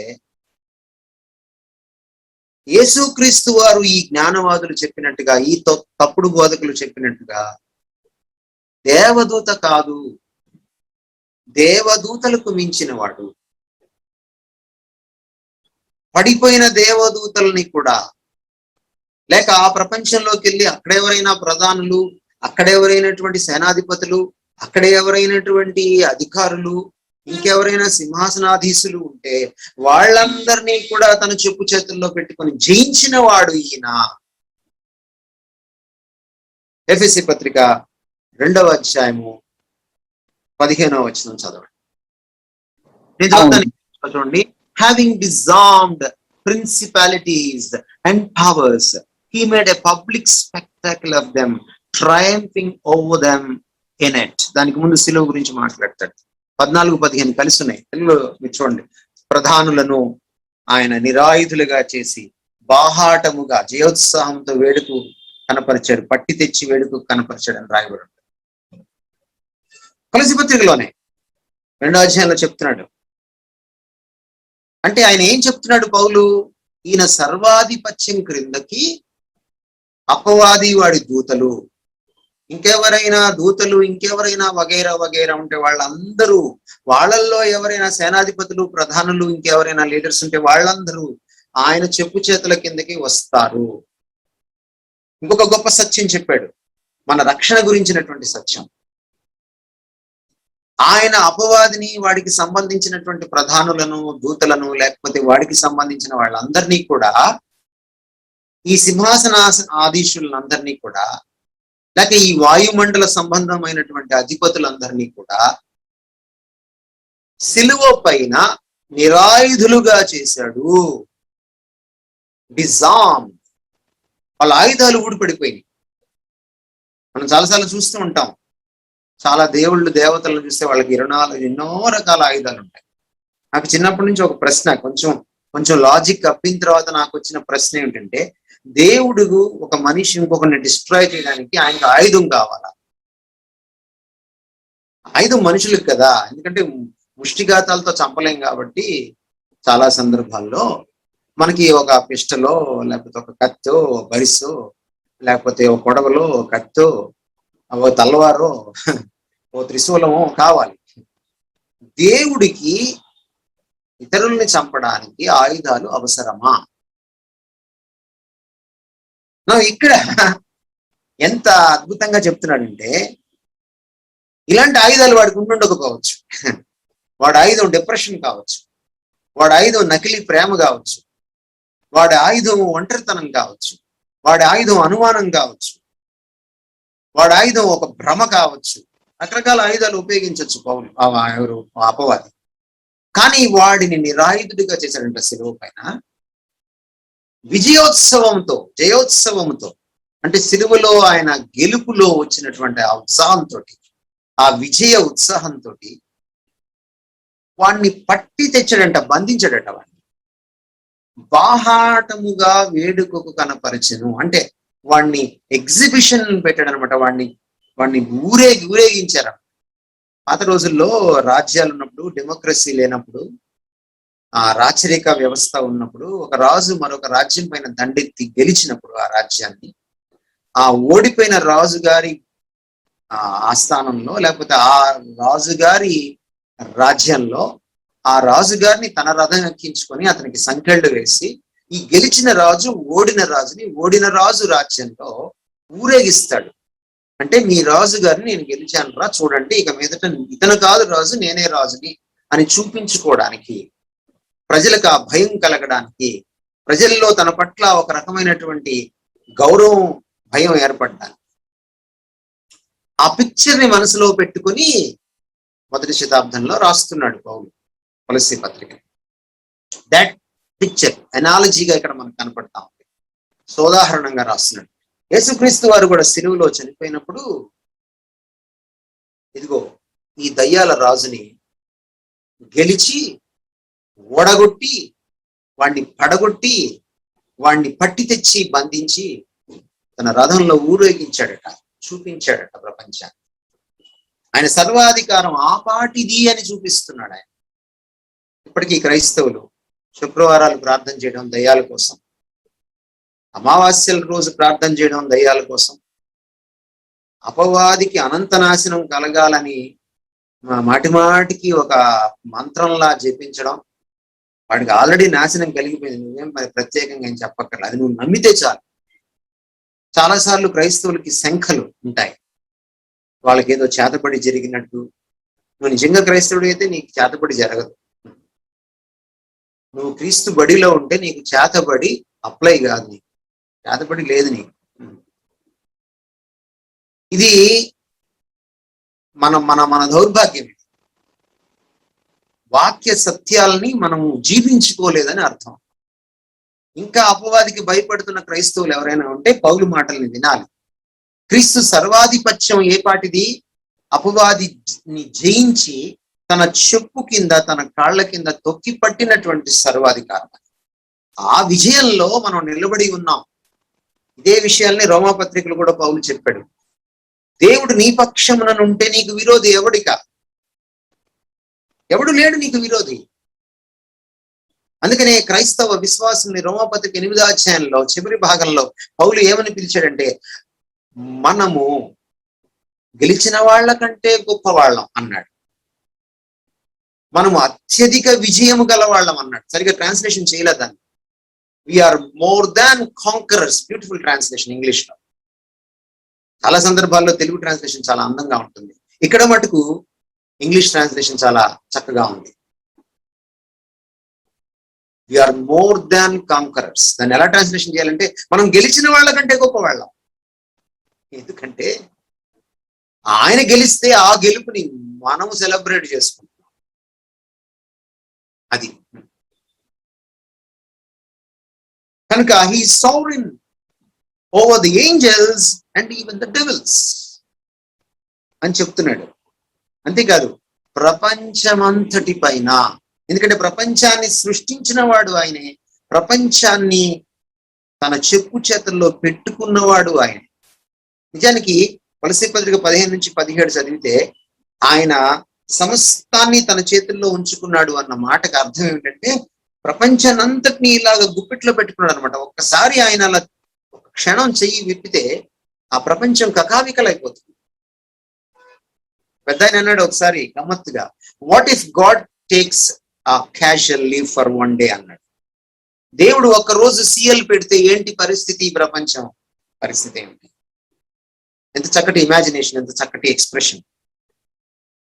దేవుడు క్షణకాలం కూడా క్యాజువల్ లీవ్ లేక పర్మిషన్ పెట్టలేడు. ఎందుకంటే ఆయన ప్రపంచం ఈరోజు ఇలా ఉండడానికి పట్టి ఉంచుకున్నాడు తన గుప్పెట్లో. త్వరలో దునియా ముట్టిమే అని అడ్వర్టైజ్మెంట్ ఇచ్చాడు మొట్టమొదటి రిలయన్స్ ఫోన్ రిలీజ్ అయినప్పుడు. ఎవరు దునియాని ముట్టిమే అంటే? తను పిడికిల్లో బిగించగలిగిన వాడు, తన అరచేతుల్లో బంధించగలిగిన వాడు ఎవడు? దేవుడే. ఈ సోవరెన్. ఓ కరువుగా దునియా ముట్టిమే. అతనొక్కడే, ఆయనొక్కడే ప్రపంచాన్ని తన గుప్పిట్లో పెట్టుకొని పాలించాడు. మిగిలిన వాళ్ళు వీరాలు పోవడానికి పనికొస్తారు. అవన్నీ చెప్పిన తర్వాత పౌలు అంటాడు, ఆయన మీ మీద కూడా అధికారి, సంఘం పైన కూడా అధికారి అంటాడు. The sovereignty of the Lord Jesus Christ doesn't end with the world, doesn't end with the worldly men, doesn't end with the devil, doesn't end with angels, but he rules sovereignly every believer in the church. అపవాదితోనో లేక దూతలతోనో లోకస్తులతోనో ఆయన సర్వాధికారం అంతం అయిపోదు. వాళ్ళని మాత్రమే పరిపాలించడు ఆయన. ఆయన సంఘాన్ని కూడా పరిపాలిస్తాడు. పాస్టర్తో సహా లేక పెద్దలతో సహా ప్రతి సభ్యుడు, ప్రతి డీకన్, స్త్రీ గాని పురుషుడు గాని, పిల్లలు గాని యువత గాని ఆయనకు శిరసా వహించవలసింది. ఎందుకంటే ఆయనే శిరస్సు. ఆ శిరస్సు ఎవరికి శిరస్సు వంచదు, మనం మాత్రం ఆయనకు శిరసా వహించాలి, శిరస్సును వంచాలి. He is the sovereign of my life. అందుకనే యేసుక్రీస్తు వారు అన్నారు, ప్రభువా ప్రభువా నన్ను పిలిచి ప్రతివాడు పరలోక రాజ్యం చేరడు. మత్తయి సువార్త 7:21. నా తండ్రి చిత్తము చొప్పున చేయబడే పరలోక రాజ్యం. Who is a true believer? A true believer is the one who commits himself to the lordship of Christ. యేసుక్రీస్తుని ఊరికే చెయ్యెత్తి ఒక మీటింగ్ లో మారు మనసు పొందినవాడు కాదు. యేసుక్రీస్తుని గుండెల్లో పెట్టుకున్నవాడు మాత్రమే కాదు, గుండెల్లో సింహాసనం పైన పెట్టుకున్నవాడు, ప్రతిరోజు నెత్తిన పెట్టుకుని ఊరేగేవాడు క్రైస్తవుడు. అన్నిటికీ మించి, అందరికీ మించి, తనకి ప్రీతిపాత్రమైన విషయాలకు మించి క్రీస్తును ప్రేమించేవాడు, ప్రాధాన్యాన్ని ఆయనకు ఇచ్చేవాడు, ఆయనకు పెద్దపీట వేసేవాడు, ఆయనకు పట్టుబట్ట కట్టేవాడు క్రైస్తవుడు. అందుకనే అంటాడు అదే అధ్యాయంలో, ఆయన అందరిలో ప్రథముడు అవ్వాలి. He must be given the first priority because he is the sovereign Lord. ఇది జరుగుతుందా మన జీవితంలో? సంఘాలు ఈరోజు కార్యక్రమాల పుట్టగా మారాయి. ఆరాధనలు ఈరోజు ఒక సంగీత హేళగా మారాయి. But what is true worship? A true worship is setting Christ on the throne of our hearts as the sovereign Lord. క్రీస్తును ప్రభువుగా మీ హృదయములందు ప్రతిష్ఠించుడి. 1 పేతురు పత్రిక 3:15. That's sovereignty. That's acknowledging the sovereignty. ఇంకో మాట కూడా మీకు గుర్తు చేయాలి.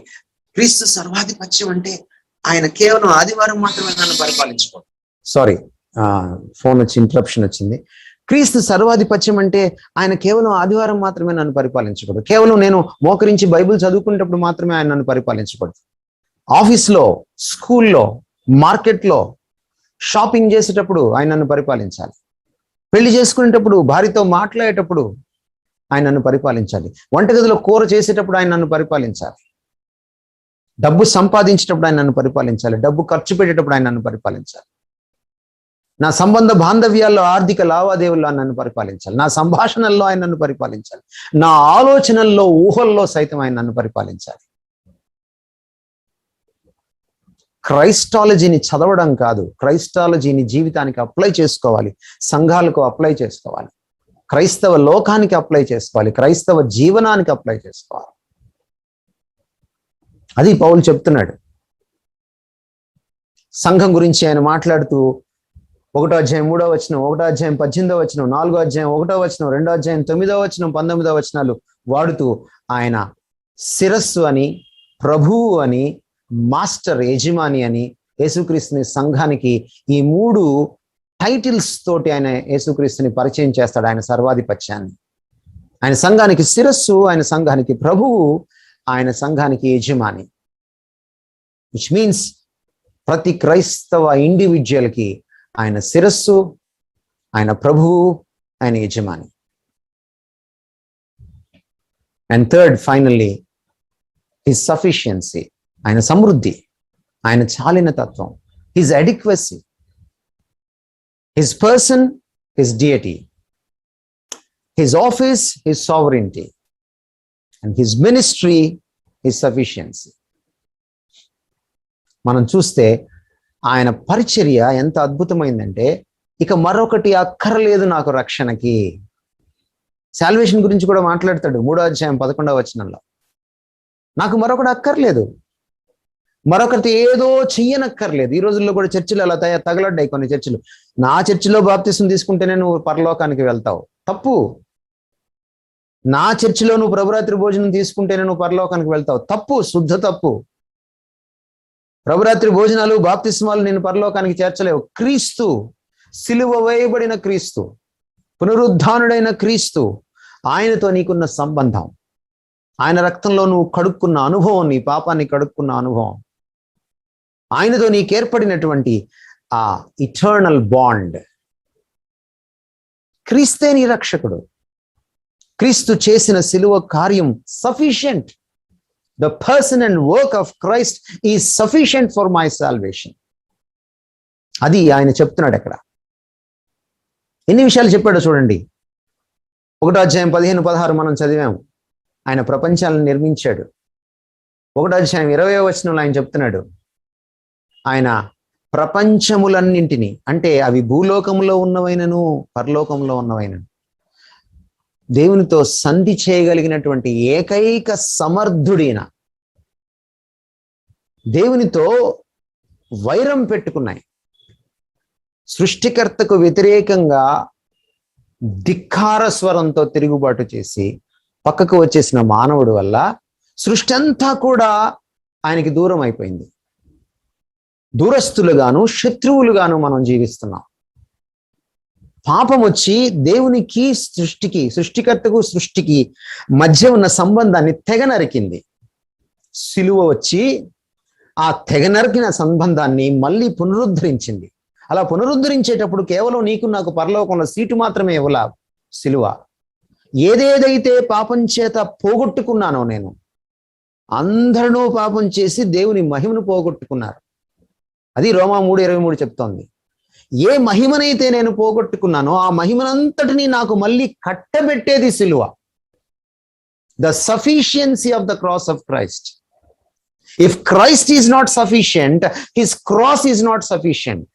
And if Christ and cross is not sufficient, my salvation is a waste, is a fake thing, is a farce. క్రీస్తు చాలినవాడు, therefore ఆయన సిలువ చాలినది.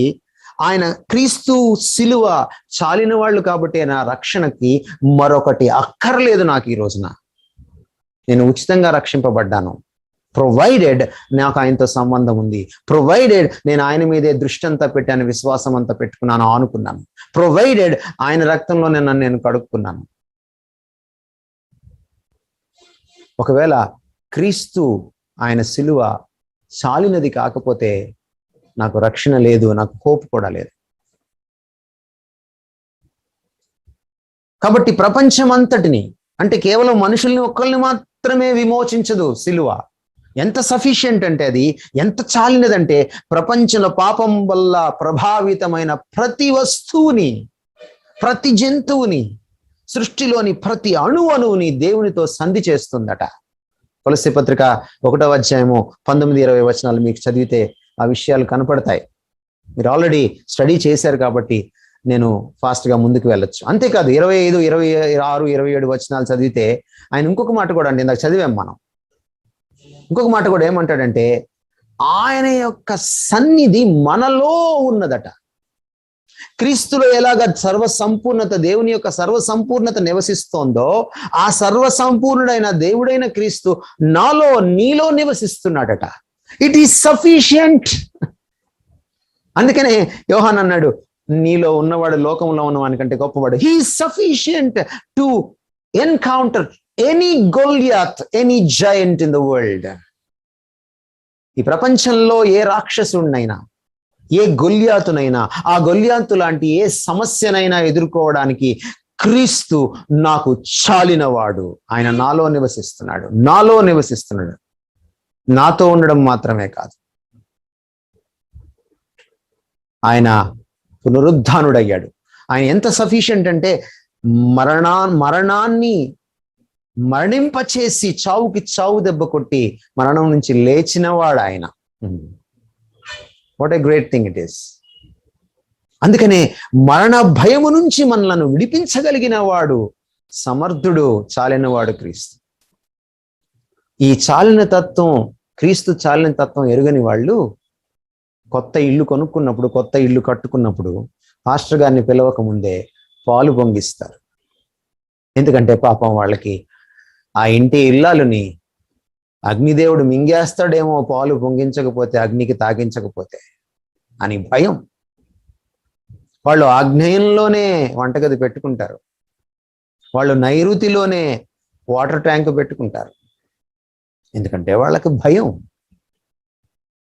క్రీస్తు చాలిన తత్వాన్ని చాలినంతగా తెలుసుకొని క్రైస్తవ దౌర్బల్యులు, దౌర్భాగ్యులు ఎంతో మంది ఈ రోజున తెలుగు రాష్ట్రాల్లో ఉన్నారు.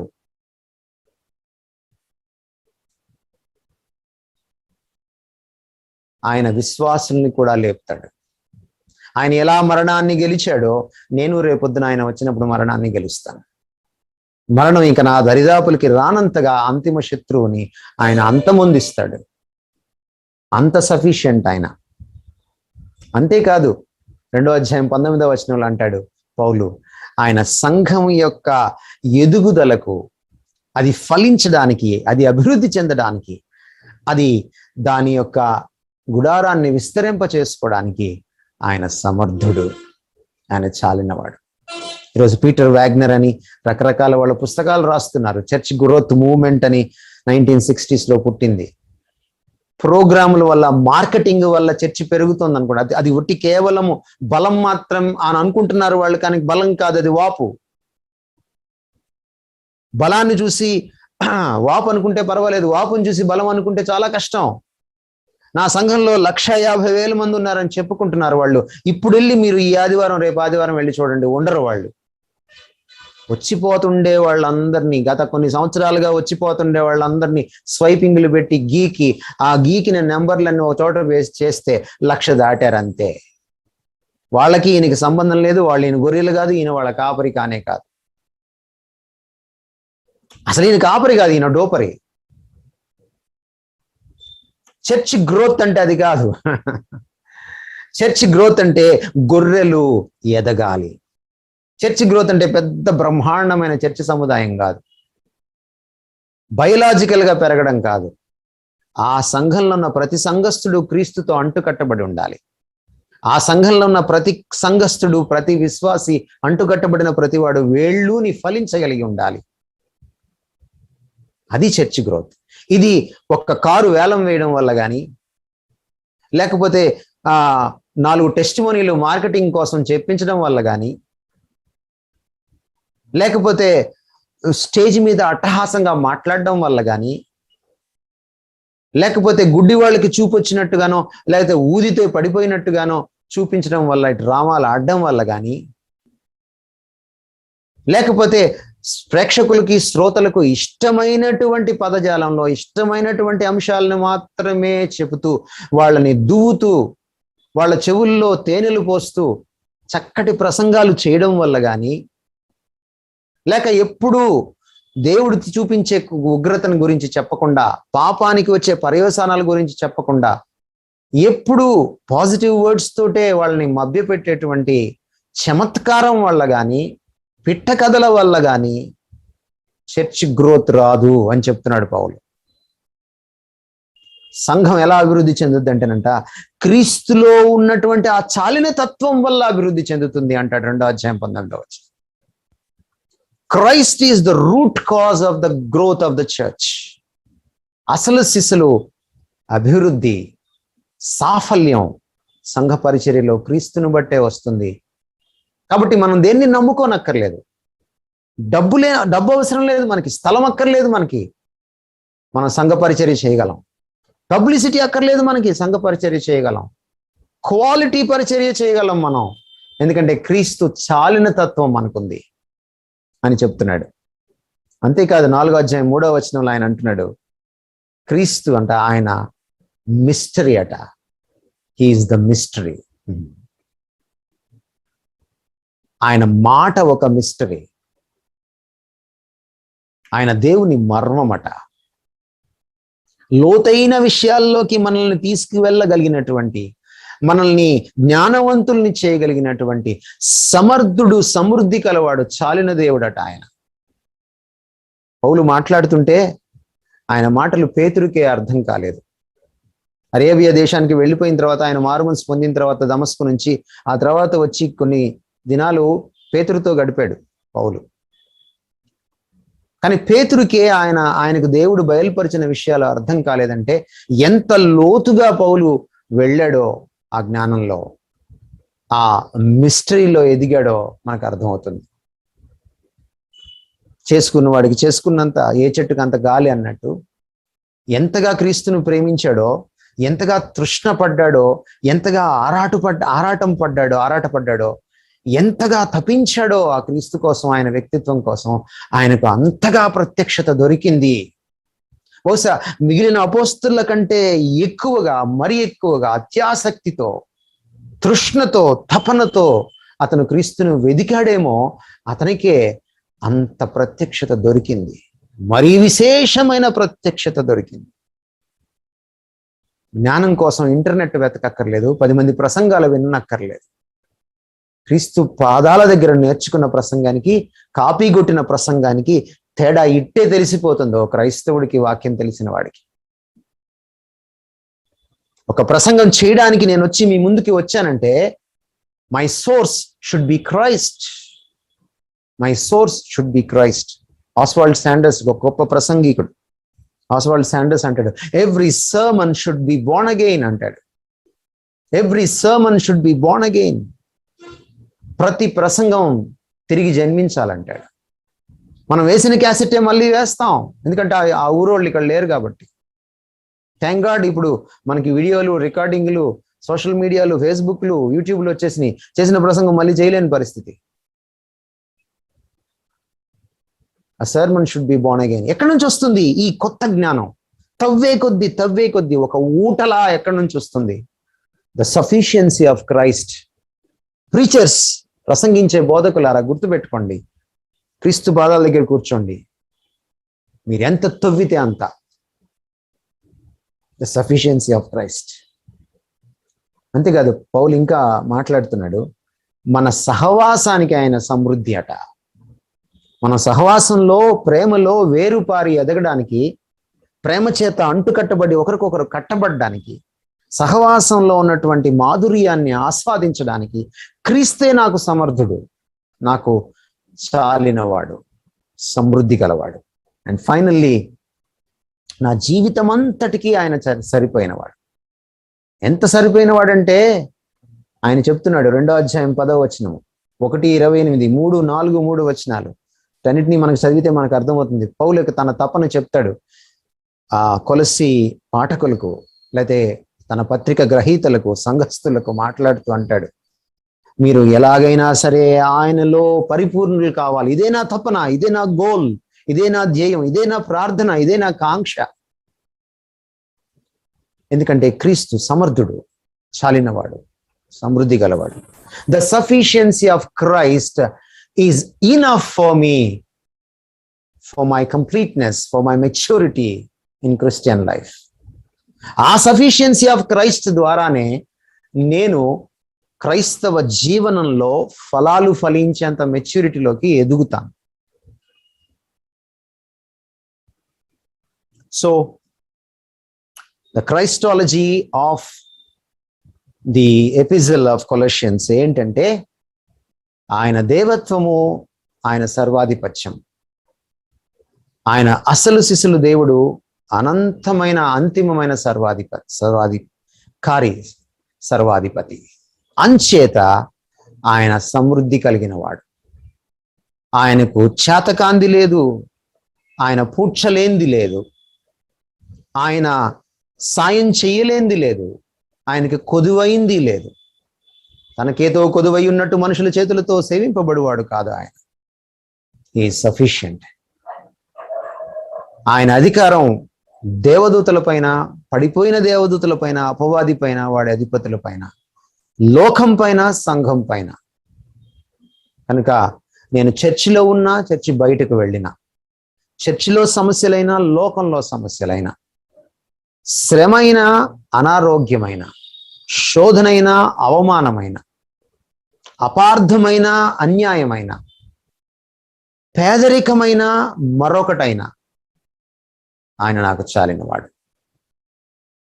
పరిచర్యలో చాలినవాడు, ఆర్థిక ఇబ్బందుల్లో చాలినవాడు, వ్యక్తిగత జీవితంలో చాలినవాడు, వృత్తిలో దాంపత్య జీవితంలో చాలినవాడు, పిల్లల పెంపకంలో చాలినవాడు, నాయకత్వంలో చాలినవాడు, బలహీనతల్లో చాలినవాడు, అనారోగ్యంలో చాలినవాడు, శ్రమలో చాలినవాడు, శోధనలో చాలినవాడు, అన్యాయం అక్రమానికి నేను బాధితుడినైనప్పుడు చాలినవాడు, అవమానానికి ఒంటరితనానికి లోనైనప్పుడు చాలినవాడు. Because he is the lord sovereign, because he is God ultimate, and that's Jesus Christ. మాటలు విన్నందుకు ధన్యవాదాలు. Thank you so much.